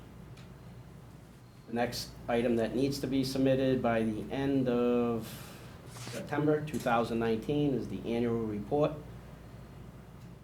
And Basically, that's a pretty standard form, about a 16-page standard form put out by the EPA. You can kind of call them boilerplates, but what's in there is buried all their requirements that you check off the box that you're doing what you're supposed to, basically. And that needs to, and we're working on that. And let's see, and then the big one is not a big one, but the article, there's an article for the funding of the second year, which is all part of the capital plan. And that'll be on the warrant this coming October for the $400,000, which, like I said, it's all been in that 5-year capital plan that's been in circulation for some time now. And that's basically it. All right, Will? I don't have any questions, Mike. I appreciate the update. Obviously, this has been a topic of conversation for several years now, and we've been planning for it, and with the support of town meeting, I guess you got it covered. We're doing everything we're supposed to be doing. We're following the process, and we just have to, I guess, follow it. I mean, again, we've talked over the years about the issues with this and the expense, what it could mean in the end, in the long run. But again, unless something changes, this is the law of the land, so to speak, so. I'm all set, Mr. Chairman. Thank you, Will. Mike? Mike, again, thank you for the traffic light. Yeah, Works beautiful. I agree. Witnessed it over and over again. Much, much better. Yes. Real quick, the article that's on the October town meeting, will you be doing a presentation to explain to town meeting that, or do you feel that what you've done in the past is enough? Yeah, I mean, we can if we want, if we feel that we want to. We I did don't mean to that. put you on the spot, I'm just No, asking. no, we did that last year before for year one. We had the whole presentation. We brought the consultants in, and I was also sitting in the back, and it seemed like some people got a little, it took a while, and so, I mean, it's something we can talk. I can discuss it a little bit further. We certainly can bring in and have a big presentation and have the consultants get up there and. Well, maybe not a big one, but maybe just an explanation, like, for example, you made it through at a number 32, EMP's detention basin jet that has been inspected, yep, throughout townwide. maybe, town meeting, might have an interest, like where some of those are. Sure. Or, or what you're looking for when you're cleaning them out, or, when they're testing them, what are they looking for, something like that. Okay. 400,000 is a big number, and, No, I understand, yep. It's just, it's a second year, maybe I'll talk to, I mean, thank you for this report, is Yeah. very good. I'm not, I'll talk to Scott, and if we, You know. decide on bringing someone in, or one of us, or do some type of presentation, we yeah, can do that. just, maybe just kind of an updated town meeting. Yeah. This is what the article is for and why, Yeah, agree. But again, thank you, We can thank do you, that, we're certainly prepared to do that. thank you very much. Thanks, Mike. Mike, who's program managing the MS4 stormwater? Who's the spearhead of this? The spearhead, I have quite a bit of communication with you're talking about who's the consultant? Or, no, it's me and Scott Christofouli, though, also. He's signatory to most of the documents and the paperwork that go in, so we're doing it together in close communication. He actually wanted to come here tonight, but he had another obligation or something. Okay. And you mentioned that obviously we're going ahead with 400K at the annual town meeting. That's nearly a third of the capital fund for October, once a year. And so it's leaving less and less available to other departments. Do you recall what the 5-year plan is? 400K this year, what's next year? I believe it's 400 for the first year, like we know, 400 for this year coming up, then I believe it goes to 3, then 2, the 5-year comes out to 1.5 million. So 4 and 4 is 8, and then another 3 would be 11. I tell you what I'm worried about. I'm worried about the $100 million that your predecessor had warned us about being over the horizon. And third-party consultants verifying his numbers to be somewhere between 70 and 100 million. Yeah. So I'm struggling to reconcile the plan against the exposure. And I don't know how we continue funding it if we get into the numbers that your predecessor had talked about. Right. And so, as a senior director once said to me, I need to know who's losing sleep over this. I'm prepared to lose sleep, and that's okay. But the question from a program management standpoint and point person leading it is we need a funding strategy. And I'm not sure, even our 5-year plan is gonna handle, we can't force this into a 5-year plan, so, you know, Rick, there's gotta be some way. So what, we've gotta sit down with the FinCom, Yes. Yeah. and we need to know who that somebody is. So I'm looking for whoever's owning this and driving this. That doesn't mean there aren't other people in town that are affected stakeholders. But we need a driver. And I propose it's Mike.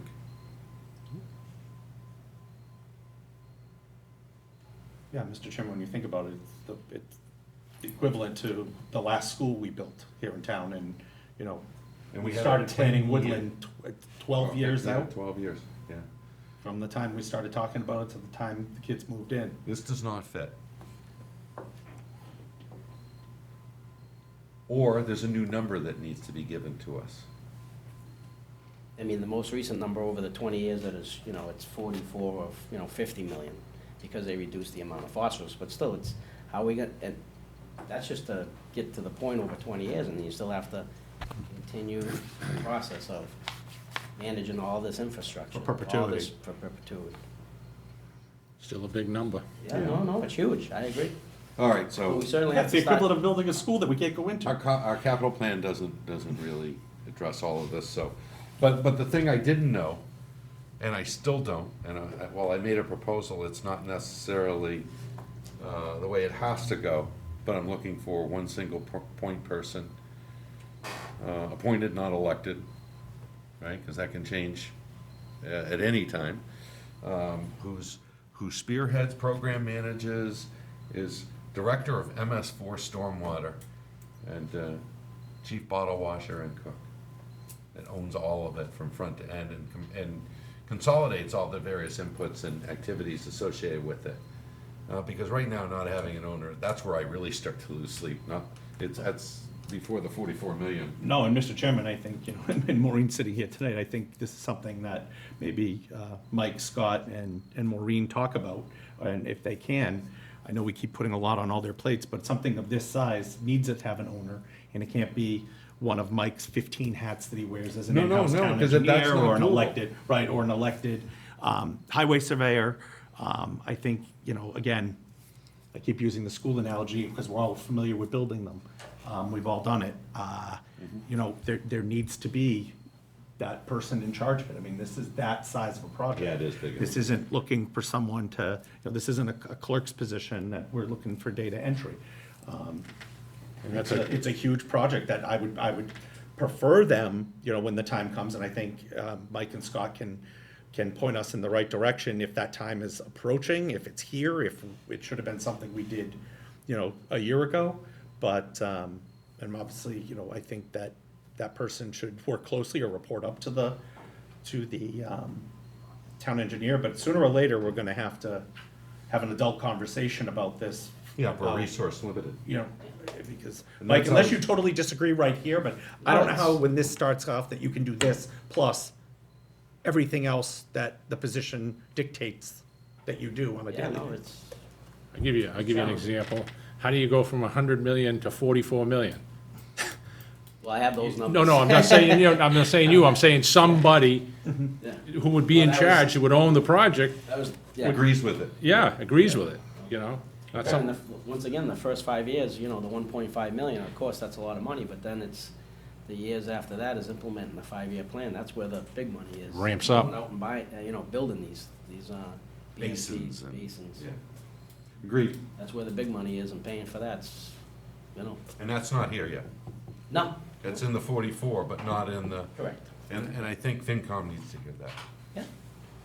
yeah. And to everybody's point, Rick, can you let us know, in working with Mike and HR and anybody else that you think is a great resource to see when we get bandwidth limited, that we're just not able to take on more of the regulations without some resource. Okay. Thank you. Thank you, Mike. Thanks, Mike. Appreciate it. Thanks, Mike. Hopefully, you know, you get that assessment, you look over what you think it requires and, you know, whether there's somebody under your direction that is necessary. At the same time, I really would like you to be the point person for it. Because right now, it's been what I would call ambiguous as to who owns it. Yeah, I mean, I just keep plugging away and. No, I know, everybody's Sure, doing work associated Try to with it. communicate, yeah. But No, I who's- understand. Who owns it, right? I understand. All right. And I think one thing, I'm sorry, Mr. Chairman, if we can, you know, Mike has a couple letters at the end of his last name that he worked pretty hard for, and we put a lot of trust in you Yes. and that knowledge you have, so, I appreciate you that. know, so you've proven yourself over and over again, and I just wanted to publicly say that, because Yeah, that's a we great we point. rely on you a lot. Yeah.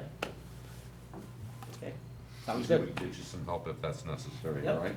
Thank you, Mike. We still want you to take vacation. We still want you to have some quality of life. I hear ya. There's a vacation policy Everything's coming good. up. So if you're the one losing sleep now, the question and the ask is, how are you not losing sleep, you know, 3 months from now, 2 months from now, 5 years from Oh, now? I've, So, yeah, all right? I've laid up at night thinking about this stuff, trust me. You have to. All right, thank you, Mike. Thank you, Mike. Yep. Have a good night. Thanks, have a good one, thank you. Next, we have Human Resource Director, Maureen. Good evening. You didn't speak up at any of the hearings, I did not. and you were wise. Stick to what I know. Great to see you again. You as well, thank All you. right, we're talking about the vacation policy. Yes, so I'm here to just provide an update to the Personnel Board vacation bylaw. So as you recall, in the August timeframe, the Personnel Board, I had gone to them with a proposal that we enhance the front end of their vacation policy to put us better competitive alignment when we're looking to source top talent to come into the town of Milford. And they agreed with that, but they asked if I would bring it to you for your input, which we did at the last meeting. And you guys gave great input, said it was a good start, but maybe we could do even a little bit better. And that there might even be an opportunity to add some language that allows for some flexibility, especially in those sort of niche positions where there's limited talent out there, hard to get the folks to come anywhere, and resources where it's sort of the one extra that we might be able to offer. So I took all of your feedback, I incorporated it into this, brought it back to the Personnel Board meeting who met last week. And they agreed with all your feedback, and then they upped the ante even a little bit more than that. Thought we could do one more step better than that. So we incorporated all of that. They took a vote at the last meeting, and they are very comfortable. They actually unanimously agreed that this is the proposal they would like to take to the October special meeting. Okay, I'll go to the board members. Will? No, Maureen, I don't have any questions. It's pretty clear. All of our comments were put into it as far as I could tell. And it seems to be supported by the Personnel Board, so. Yeah, it looks Good like to you go. had, you know, you brought out some great suggestions. It looks like you had great dialogue with the Personnel Board. We did. It was a really good conversation. Everybody had, they all came from a different background and so had a different perspective on it. And then we would take some suggestions and play them out here and how that would work or not, and then Okay. tweak from there. So it actually was a really good conversation. All right, Mike? I really don't, Mr. Chairman. Maureen, you know, it's, looking at this and talking about our last meeting, it's really a testament to checks and balances. So you have yourself as Director of Human Resources, which you've heard me say many times, I couldn't be happier to have somebody like you in that position. But then you have the Personnel Board, so it's a checks and balances, and then back to the Board of Selectmen, back out there.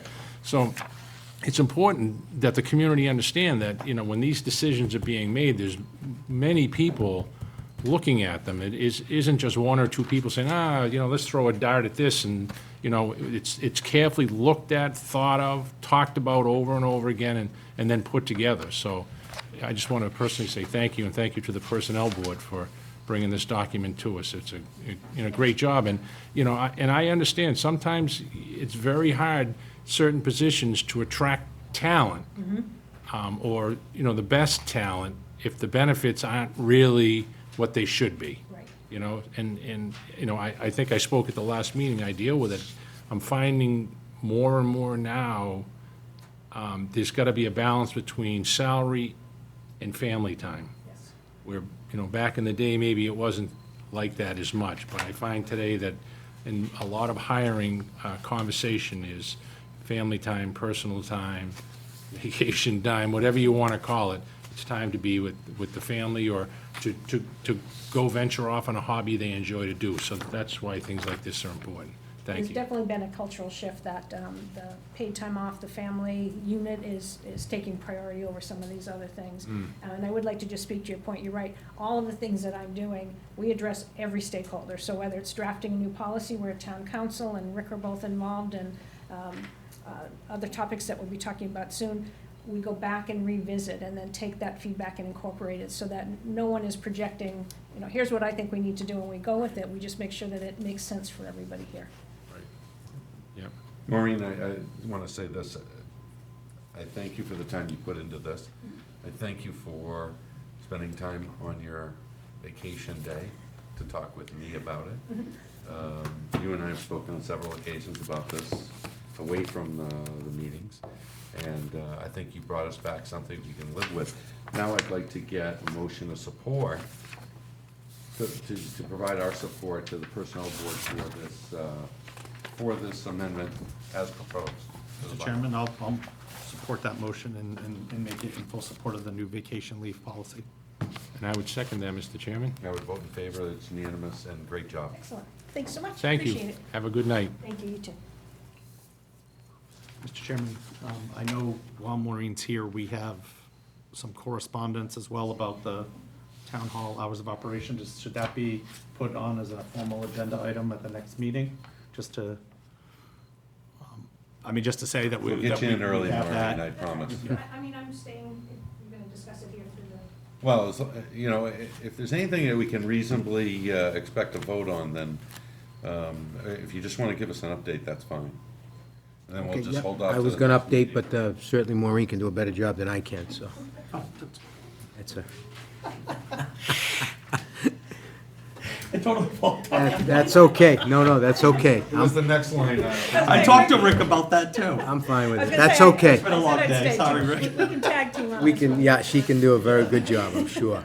We have tag team all the way through this. Rick and I have talked about it a number of times since I've started here. I was surprised when I started at the town that there was no evening hours available for residents who work full-time jobs and need a place to, to be able to do their business after. So Rick and I have bounced this back and forth for many months. When we came here last time, we talked about that we're trying to put together a schedule that made sense for everyone. The original proposal was, can we unify all the town hall hours for upstairs and downstairs offices? So we went back with that, and as you requested, we met with all the department heads, put that proposal, but they came back and made a really strong argument of why they need to open earlier, because they deal with the folks in the trades, the construction folks who are trying to get jobs, coming in for those last-minute permits in the morning or whatever other business needs to be signed off on. It's important that they can get that started I early. know their customers, sure. Right. Exactly. The inspections, planning, engineering especially were somewhat forceful and insistent that their clientele, so to speak, comes in at, 7:45, 8 o'clock, they want to get their permit, and bang, they're right to work. Whereas the average resident may not come that early. But engineering's not permitting, right? What was their? No, it'd be particular review of laws? plans, planning board maybe talking with the town planner on property to be zoned or things of that nature, commercial use for a prospective business owner coming in, things of that nature. But inspections, and Mike Dean, Larry Duncan, and the inspections people, and Board of Health, to somewhat also looking to say maybe we should be open at 8 o'clock for those people that come in to get those types of.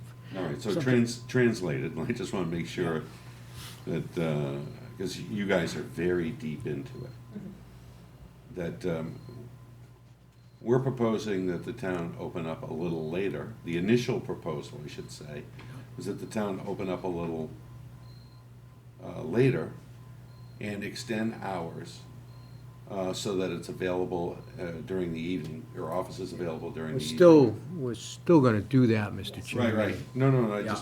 and that, now, some offices have asked to maintain their existing hours.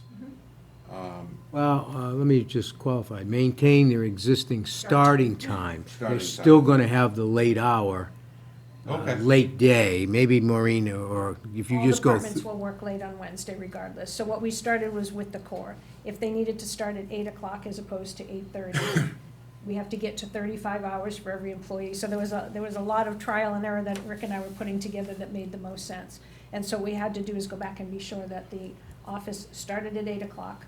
On Wednesday night, it was open till 6:30, and everyone would be available till then. And then you pull those hours from Friday and sort of reset them in different places. So there may be times when the downstairs is open till 4 or 4:30. Did we do it Upstairs- with overtime, though? Because the math's gotta work, right? We did The make sure math will worked. work. Yeah. We made sure. But how? So the office is open the hours, but then the lunch hour comes out of that. So we check to be sure that if the office is open for 8.5 hours, the employees are working 7.5 of those. So we counted back and made sure that, even on the long day, I think they end up working 9 hours is, I think, where we landed. So we went back and saw how much is the town hall, that office open, take away the lunch hours that they have, and they all landed at 35 hours. And that's why it took us numerous iterations of this Good, too. because it's not just me. No, there was, I probably have 10 versions that we put together with different start times or different end times and starting, working backwards in different ways. And where we landed was, I think, at a good place. So the 3 offices downstairs would start at 8 o'clock. On Wednesdays, they would stay open till 6:30, just like everyone else. On Wednesdays, what about the other days? They would close at 4 or 4:30. I think we ended up with an extra half hour somewhere that we planned, so that landed in one of the days. You guys have that scheduled, right? Yep.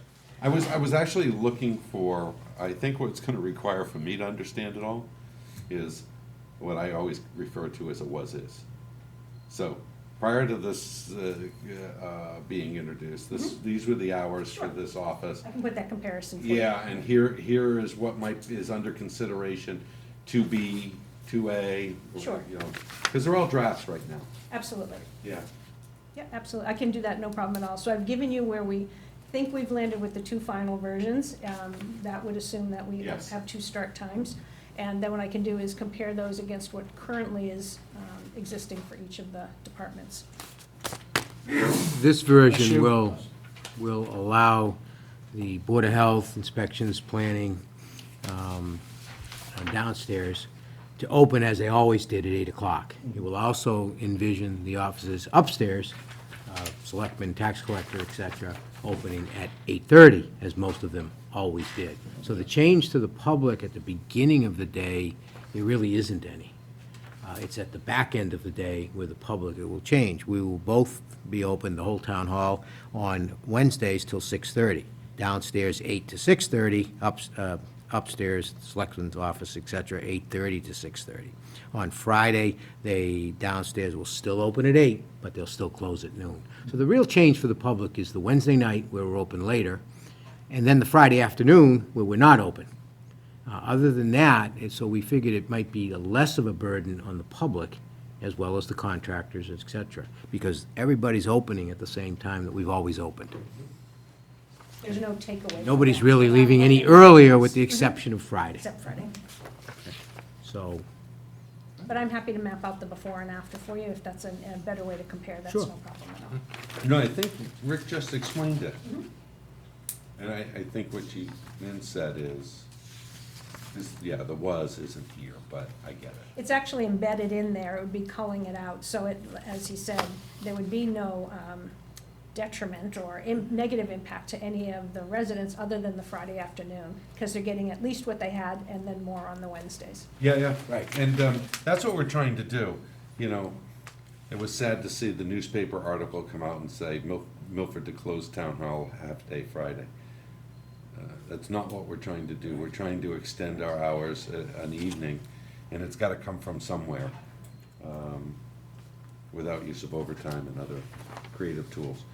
So we're looking to extend our evening hours on Wednesday. I think I see how you get there. What do you need from us? I'm not sure, well, if the board were ready to proceed forward, we would not implement till January 1st. Yeah. Okay, because we'd want to do some advanced PR work, so to speak, get the word out there Yeah, we gotta and let communicate people with know. stakeholders. But if the board is okay with us at least going forward with this proposal to then better inform both our own departments and the public, that's what we'd be looking for. If you need further information from Maureen or myself, we'd be very happy to give it to you before and after, so picture. Yeah, I would say you're we can going in do the that. right direction, but I want to make sure I'm not speaking for me. Yeah. I So, mean, there's time to put this on the agenda and finalize it next week. I don't have a problem with it. Next but they week. need to get 2 work weeks. done. So, is there any reason the work should stop? Any of the members, whether they there's a can keep going consensus? There forward. doesn't have to be a motion. No. Okay, all right. Unless the board wants us to just. No, this is No, what we go asked for, forward. and thank you for the update. Keep going. Thank you. You're good? You're good. Have a great evening. Nice Thank you so job. much. Thank you. Now we have town administrators report. Thank you, Mr. Chairman. A few items tonight. Just an update on the weed control, both at downtown and at the Sacred Heart area. I met with the Parks Director, Jimmy Asam, and Highway Surveyor Scott Christofouli to develop a plan to conduct weed control in town. The Parks Department is committed to removing the weeds in front of the beds at Sacred Heart and should be doing that shortly. The Highway Department will be responsible for removing the brush of the side perimeter around the river and in front of the memorial. They will also be removing brush on the western side between the dentist office and the lot. They also feel they would be willing to put in bark mulch in this area as well as in front of the memorial.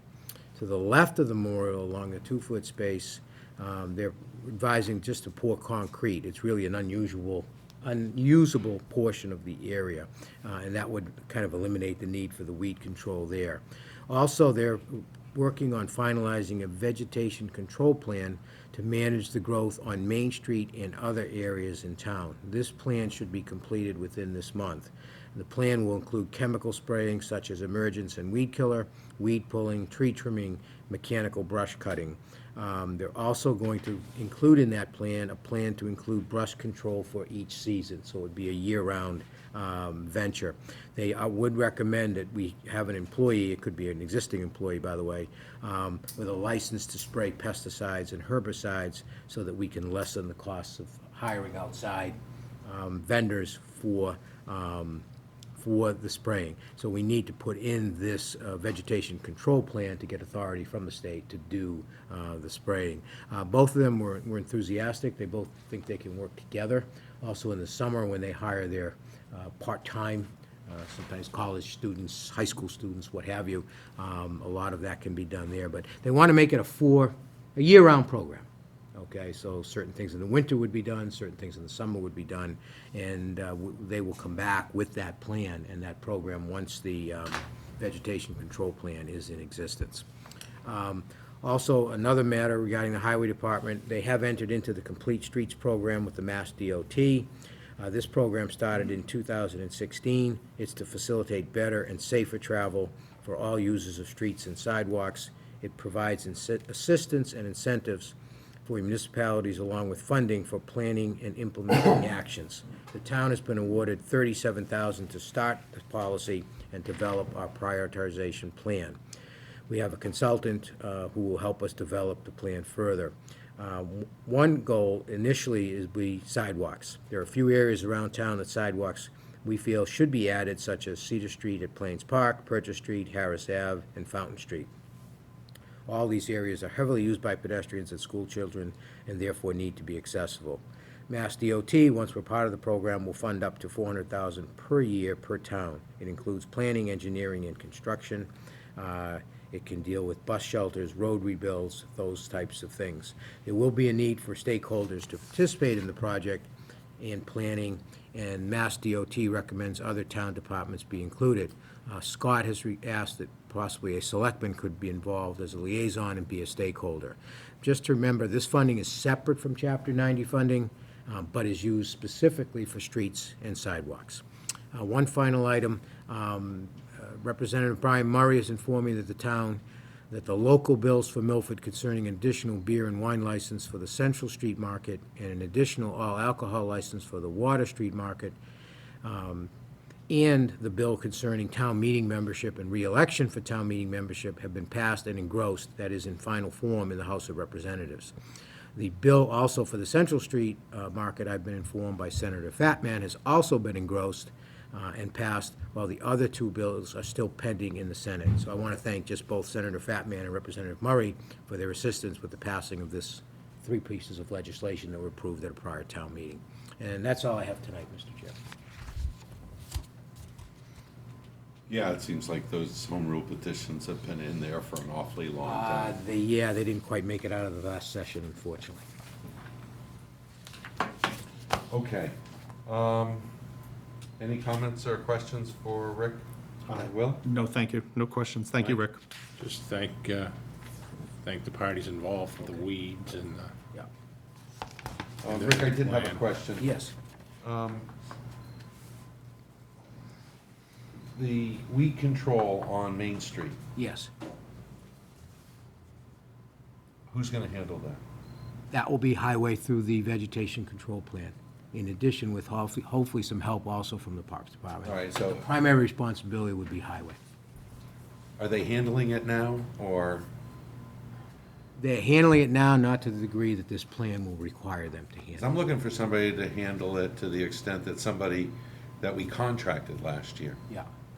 No, highway says they're They gonna can be, do that. they're gonna be able to do And you're this. saying Parks has already stepped up at the center of our community, near or around the parking lot in front of Sacred Heart? Yeah, they're gonna handle that and hopefully do it either this week and next. Okay. We wanna get that done quickly, if we can, yeah. Okay, thank you. Mike, anything, you already, I'm I'm sorry. good. Now, under old business, Yep. we have nothing officially under old business, but I wanted to follow up on a couple of things. Wanted to find out about the high grass at Gibbs Gas Station, the 4-foot high weeds and whatnot. Yeah, I spoke with building commissioner on that. He has reached out and is reaching out again to the owner to attempt to clean up. The last few times we've reached out to him, I will say he has been compliant. He needs a little push at times. So I spoke with Matt again this morning and told him that likely it could come up tonight, and he's gonna reach out to him again to make sure that that gets cleaned up. If not, unfortunately, we would have to cite and proceed. But for the most part, the last couple of times we've had to do this, the owner has been compliant. Okay, and we had the same thing going on, and I wanted to thank you for your follow-up. I had talked to you about across the street from Central Tavern, the property that we demolished 2 buildings, was starting to get high in weeds and. Yes, I want to thank the, I think, I want to say both, it was either Parks and or Highway both stepped up on that one. Yeah. I believe it was Parks. And anything else, Will, anything else under old business? Yeah, I would just like to, I know I'm a broken record and I keep asking for it every 2 weeks, and I probably will. I'd just like an update on the overall status of the building commissioner's office, Rick. Yeah, Okay. basically where we're at there, the new local has started this week, last week, excuse me, so he's been there 1 week, and I hear he's doing well. We also continue, unfortunately, to keep interviewing for assistant zoning officers. We interviewed again another individual today. We have one more that we may interview. We've kind of decided, the three of us, Matt, Maureen, and myself, that by Monday of next week, we're going to see where we're at, and we're going to come back to the board on the 23rd and let you know where we think we are. That's the final piece. If we actually could hire what we think is the right person, we'd have a building commissioner, a full-time local, a part-time local, Sure. and an assistant zoning officer full-time, along with the 2 part-time wiring and plumbing inspectors. So we need to get to a point, and we feel this point is now. Okay. Mr. Chairman? Yes, please. Rick, just, and I'm brainstorming here, but because you folks and Matt have been looking for the assistant zoning enforcement agent, since our zoning comes under the building department. Yep. Obviously with the building commissioner being the head zoning enforcement officer. Yep. Because you had a pool of candidates, would it be, have you guys discussed at all hiring another licensed local inspector to act as a zoning enforcement agent as well? we So that these part-timers and the full-timer can kind of handle everything? Talk about that, and that is something under consideration, because we Because you did, at as least you have a remember. pool of candidates One of now. them has already taken another job. Okay. To be honest with you, and I don't know about the third one. But that was a discussion we had. We're finding, however, that person who has now got his certification, be the local, did not seem that interested in dealing with the assisting zoning aspect on more of a full-time basis. But yes, it was a discussion. I'm just thinking that it seemed like we've had to wait such a long time to find local building inspectors, Yeah. and now you have them.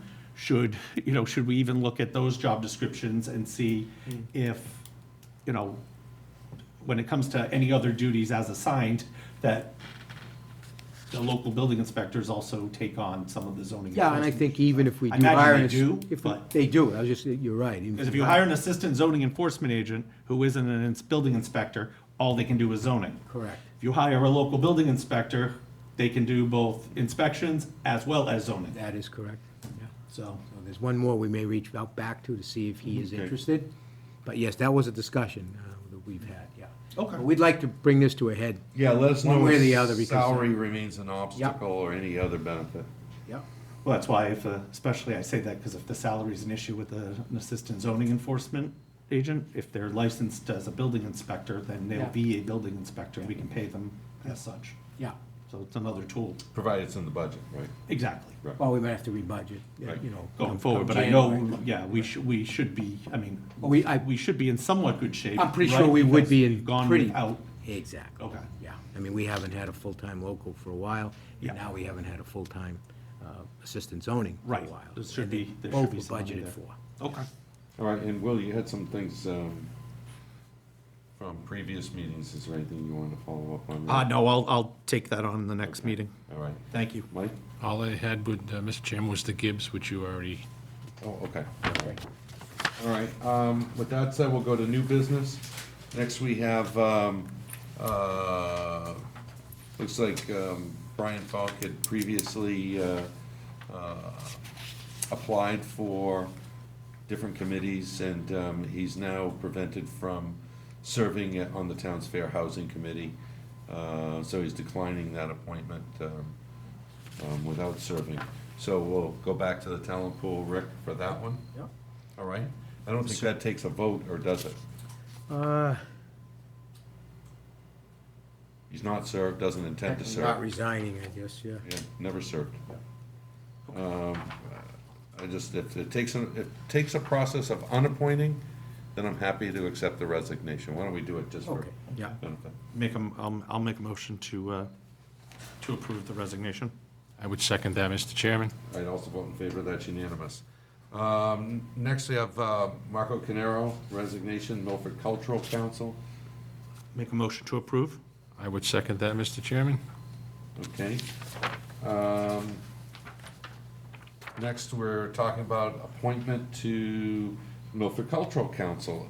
As you know, over the years, there's been members who haven't been able to attend, and the membership now is reaching out to them because if they haven't attended in a long time, it makes it difficulty achieving a quorum.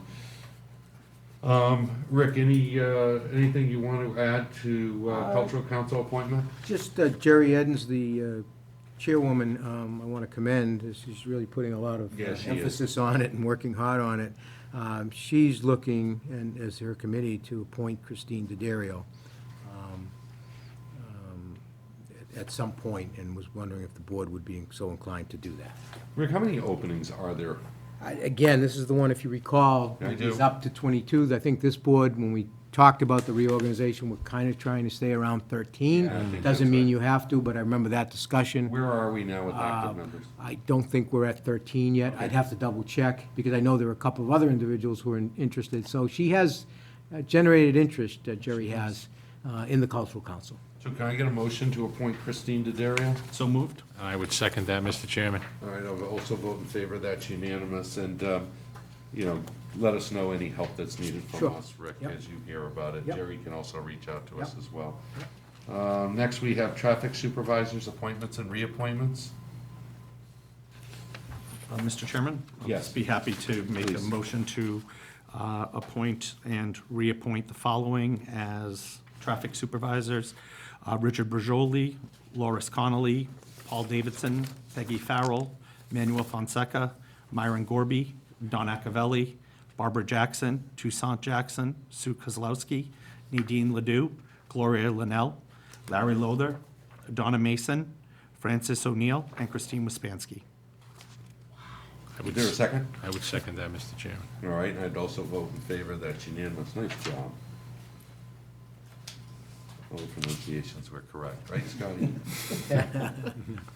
Next, we have from the town administrator, a special town meeting date, approval of warrant. Rick, you want to walk us through that? Yeah, on August 21st, there was a petition submitted to the town clerk's office to verify signatures. The petition is requesting that the Board of Selectmen call a special town meeting in accordance with General Law, Chapter 39, Section 10, and they have an article to be included on the warrant for the special town meeting. It relates to the recall elections bylaw and seeks to make two changes to two separate paragraphs within that bylaw. The town clerk has certified the requisite number of signatures. I think they had to have 200, and they have exceeded that. So the board now would need to schedule a special town meeting, and it has to be done within 45 days of the submission of the petition, which would take it to about October, I think it's actually a Sunday, 6th. I do have a draft warrant, not a draft warrant, the warrant, in the packet for the board to consider. And if the board would then schedule the date, we can have you sign it. It would need to also be signed by the chief. And it would then be given to the town clerk tomorrow, because it'd have to be treated like a regular special town meeting. She has to post within 14 days. Also, send out a mailing, and that's kind of where that is. So this potentially could leave us with 2 town meetings in October, right? Correct. Okay. Well, actually, this one probably, if we're going to do 2 separate, the recommendation I would make would probably be Monday, September 30th. October 7th, I think, takes us to the 46th day, if I remember by my calculations. Well, Mr. Chairman, considering we generally have town meetings on Monday and Wednesdays, Right. I think because we have mailings and things of that nature, and we're going to have to make sure that people are well Yeah. aware of this, This is not easy. I'd like to make a motion that we hold the special town meeting on Wednesday, October 2nd at 7 PM. Okay. Mike? What was that date, Will, please? Wednesday, the October 2nd, because we have Sunday to the 6th. Yeah, Yeah, I But think that's we still, should stretch it out as far as we can on a Monday or Wednesday. I would second that, Mr. Chairman. All right. Yeah, I'll vote in favor, and that's unanimous. Okay. Fortunately, we have to have 2 town meetings. I understand it. I want to comply with the requirements of statute. Okay. Next, we have 4th of July parade, acceptance of gifts. Mr. Chairman, I'd like to make a motion to accept a gift of $100 from Buma Sargent Funeral Homes and $50 from Unibank to the Milford 4th of July Parade Committee. I would second that, Mr. Chairman. I'll also vote in favor. That's unanimous. Next, we had town administrator recommendation, administrative assistant. yes, this position of administrative specialist in the tax collector department was advertised on the website and in Indeed.com. We received 210 applications for the position. 12 were selected for a phone interview. The phone interview was done by our HR director, Maureen Giffen. 5 were then recommended to be interviewed by the HR director and the tax collector, Terry Dias. After careful consideration, there's a letter before you recommending Ryan Mabey for the position of the administrative specialist. He's a resident of Milford, several years of banking experience and knowledge and ability to successfully manage the clerical tasks required in the role. Terry is confident he could quickly assimilate into the role. She is recommending, if you do approve her recommendation, that he be placed at grade 3, step 1, under the Mace union contract with a starting hourly salary of $21.63 per hour. No start date has been confirmed, but they would ask that he be allowed, or she would ask that he be allowed to begin working as early as September 23rd, 2019. Okay, what's the favor of the board? Mr. Chairman, I make a motion to appoint Ryan Maybe to Administrative Specialist in the Tax Collector's Office. Okay. And Rick, real quick, this was also Maureen's recommendation. It was Yes. Maureen and Terry. Yeah, Terry made the final call, but Maureen is confident that he is the proper person for the position, correct? Head of the Human Resources. Yes. That being said, that Human Resources supports it and the tax collector supports it, I would second that motion, Mr. Chairman. I've also voted in favor, that's unanimous. Next, we have Knights of Columbus permit to obstruct. We have a letter here to whom it may concern. This fall, members of the Milford Knights of Columbus again plan to participate in the annual Tootsie Roll Drive.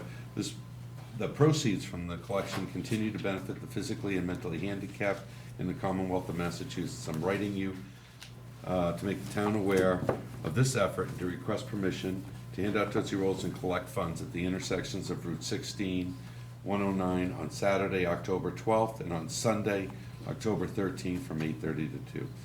We'll also be reaching out to managers of local stores, requesting permission from members of the Knights of Columbus to stand outside their premises to collect donations during the month of September and October. The money raised for the fundraiser allows the Knights of Columbus to help those in need in our community.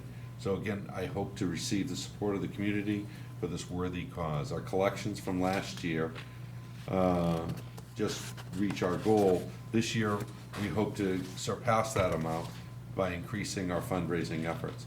If you have any questions or would like to contact anyone, the information available for Michael Mason. And Mike Baghetti has signed off on the locations on the permit to obstruct. What's the favor of the board? Mr. Chairman, I'll make a motion to approve the permit to obstruct. And I would second that, Mr. Chairman. I would also vote in favor. That's unanimous, and hopefully the community can get behind that when they see Knights of Columbus folks taking that collection. Next, we have Town Administrator, Contract Award Police Chiefs Selection Review Committee. Yes, as the board recalls, an RFP was prepared by town council and myself, looking for police chief selection consultant services. We received 3 proposals. All 3 were opened and graded by the committee. The highest proposal was from Resource Management Associates, Inc. At that point, we opened the price proposal from them, and they were within the appropriation. And at that point, town council entered into negotiations with them to put together a contract. We've had input from the chairman of the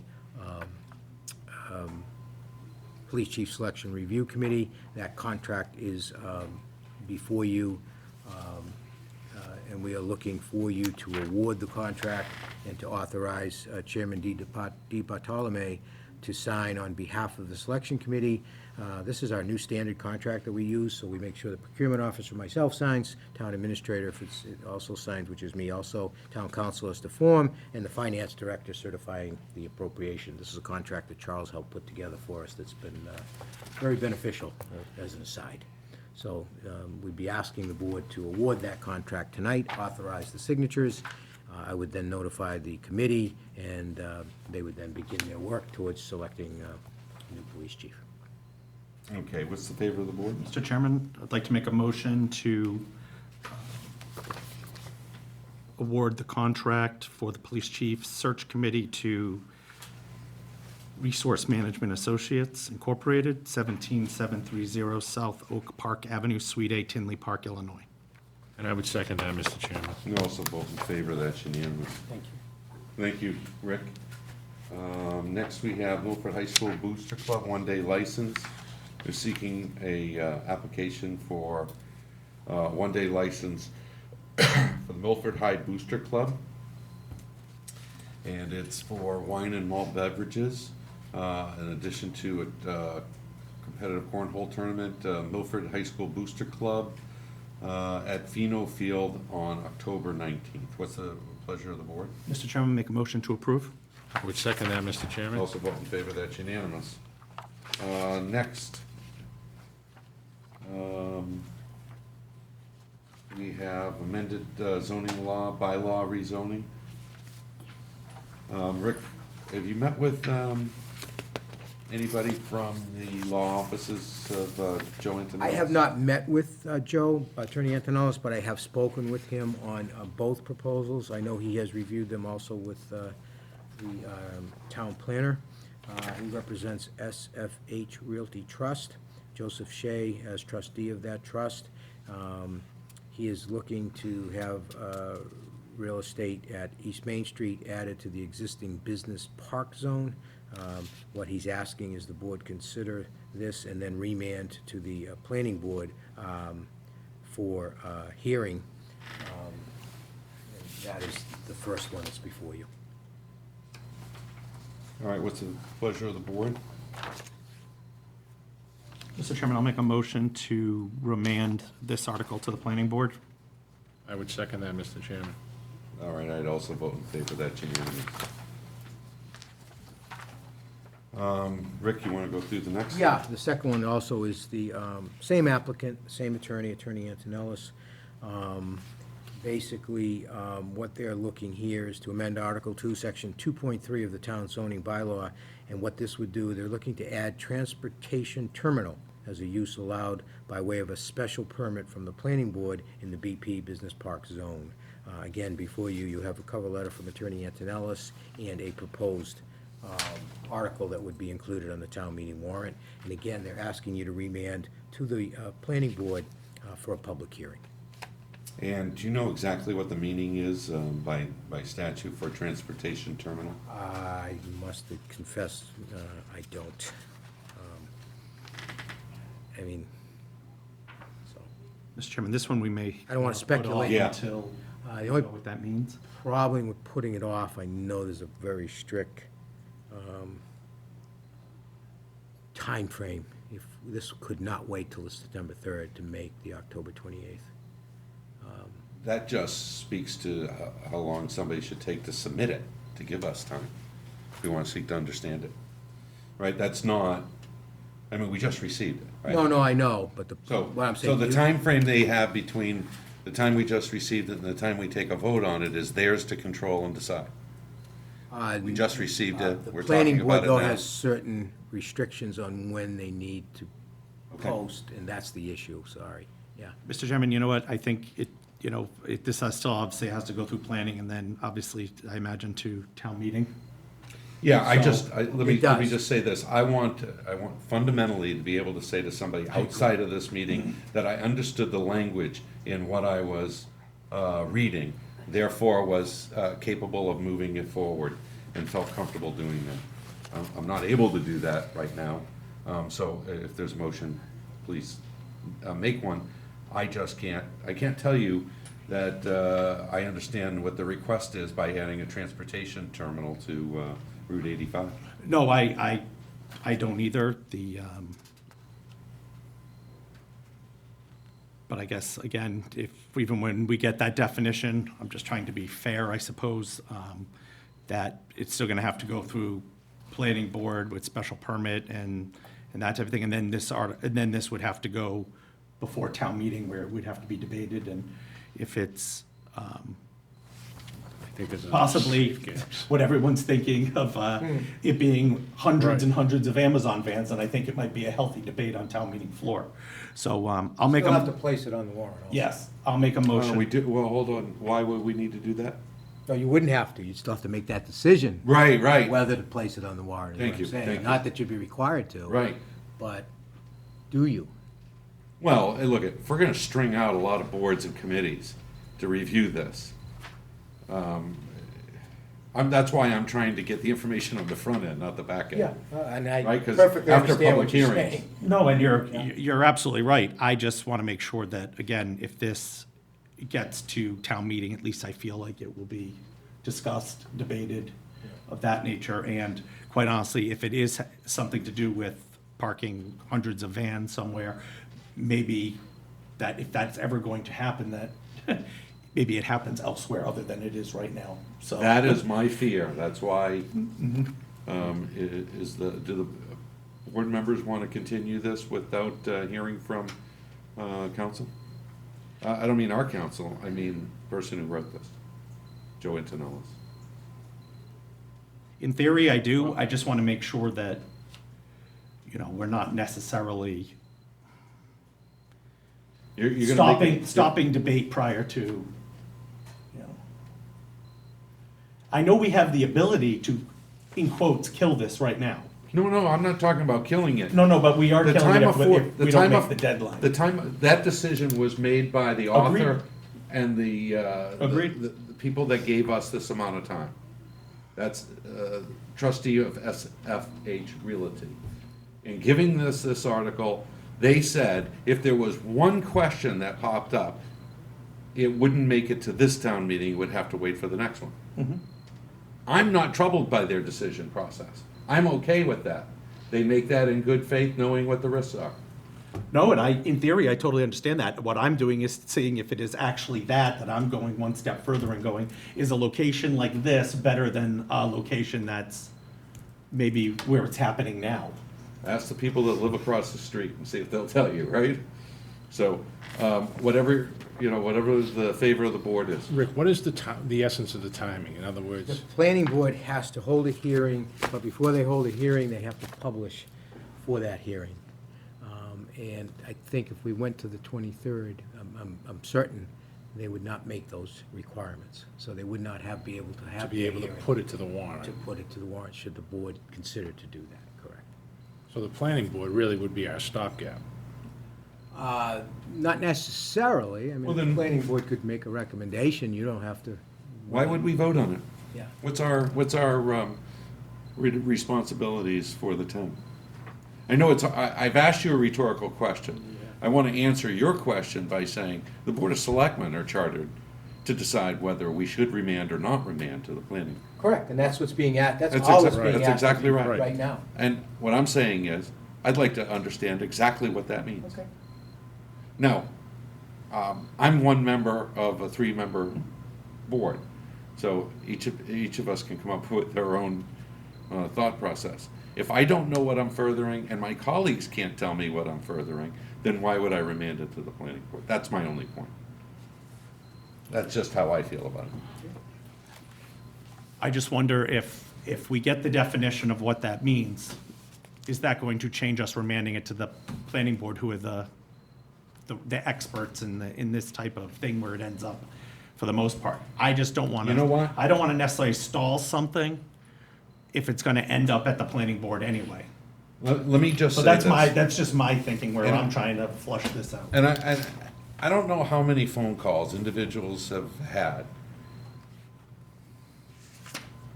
over things that have been approved by the planning board relative to Amazon vans and transportation terminals.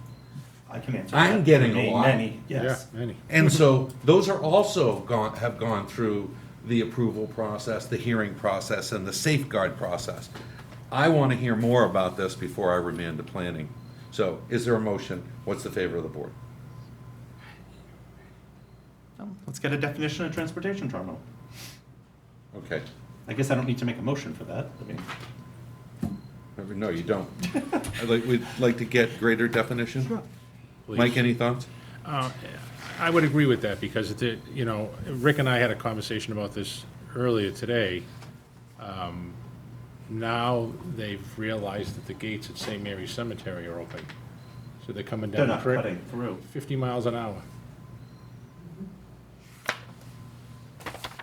And, And there's they're another. cutting through a cemetery? They're going through the cemetery, onto Prairie Street, right to the lake. While we're listing the issues, I've got several complaints of people who can't get out. Yeah, I've witnessed it. When cars hijack the right of way, or vans hijack the right of way and come out of the former Stop and Shop, I've also received a lot of questions, comments, and complaints, to which I've not received a good answer yet, of whether, for all of these terminals, that the vehicles are parked overnight, are we receiving our appropriate amount of excise tax? Mr. Chairman, I would say most likely not, which is probably where your inkling is, since I've Exactly. noticed New Jersey plates. Until I get an answer, I'm gonna And keep Rick, I would go back to. scratching when- that wound, When trust we me. first started talking about this, if you remember, we asked you to reach out to them, and the response came back to us, they're not our responsibility, they're contract employees. not so sure that was the response, but a lot of them Oh, I are remember. out-of-state vehicles that are Which registered. didn't go over well with me. I'm told that, yes. Yeah, you're right. You know, that's like the general contractor working on your house telling me, well, I'm not responsible, the cabinet maker did it. And my question is, why are we paying you? Why are we permitting you? Why are we allowing all of this if you're not taking responsibility, your subcontractors? To go palms up in front of our elected and appointed officials who are trying to seek to understand and make sure the town's getting its due, because most certainly, the community members are being impacted and getting the negative effect. And I can't even tell those residents that we're being compensated through excise tax appropriately is mind-boggling to me. So, Mr. Chairman, I think those are all valid points, and I think that's why it was probably good to have that 2 or 3 minute discussion. Yeah. And flush it out. Because again, this board, all three of us, and people like to find ways to divide the three of us, but where this board has been quite honestly unified, since all three members who are presently serving have been on this board, and I'm happy to say this, when it comes to zoning, when it comes to downtown, when it comes to getting to the point and getting aggressive with people treating this town like a dumping ground, we've held strong together, and I think we have to continue to do that. So, I think in some way, shape, or form, we need to hold Amazon and the delivery drivers accountable. And I'm not inclined to make it necessarily easier for more transportation terminals. Let me say it that much. okay, well said. Okay. Next, we have correspondence. Does anybody have any correspondence they'd like to inform the board about? I do not, Mr. Chairman. I do not, Mr. Chairman. All right, and so with that, we come to the end of our regularly scheduled agenda. We have executive session. I'm going to ask that we vote on executive session to go into collective bargaining regarding the fire department with town council. I'll ask for a motion. So moved, Mr. Chairman. I would second that, Mr. Chairman. I'll also vote in favor. That's unanimous. Next, I'll ask for a voice vote. Aye. Aye. Aye, vote also in favor. We will not be returning to open session. Thank you very much and good evening.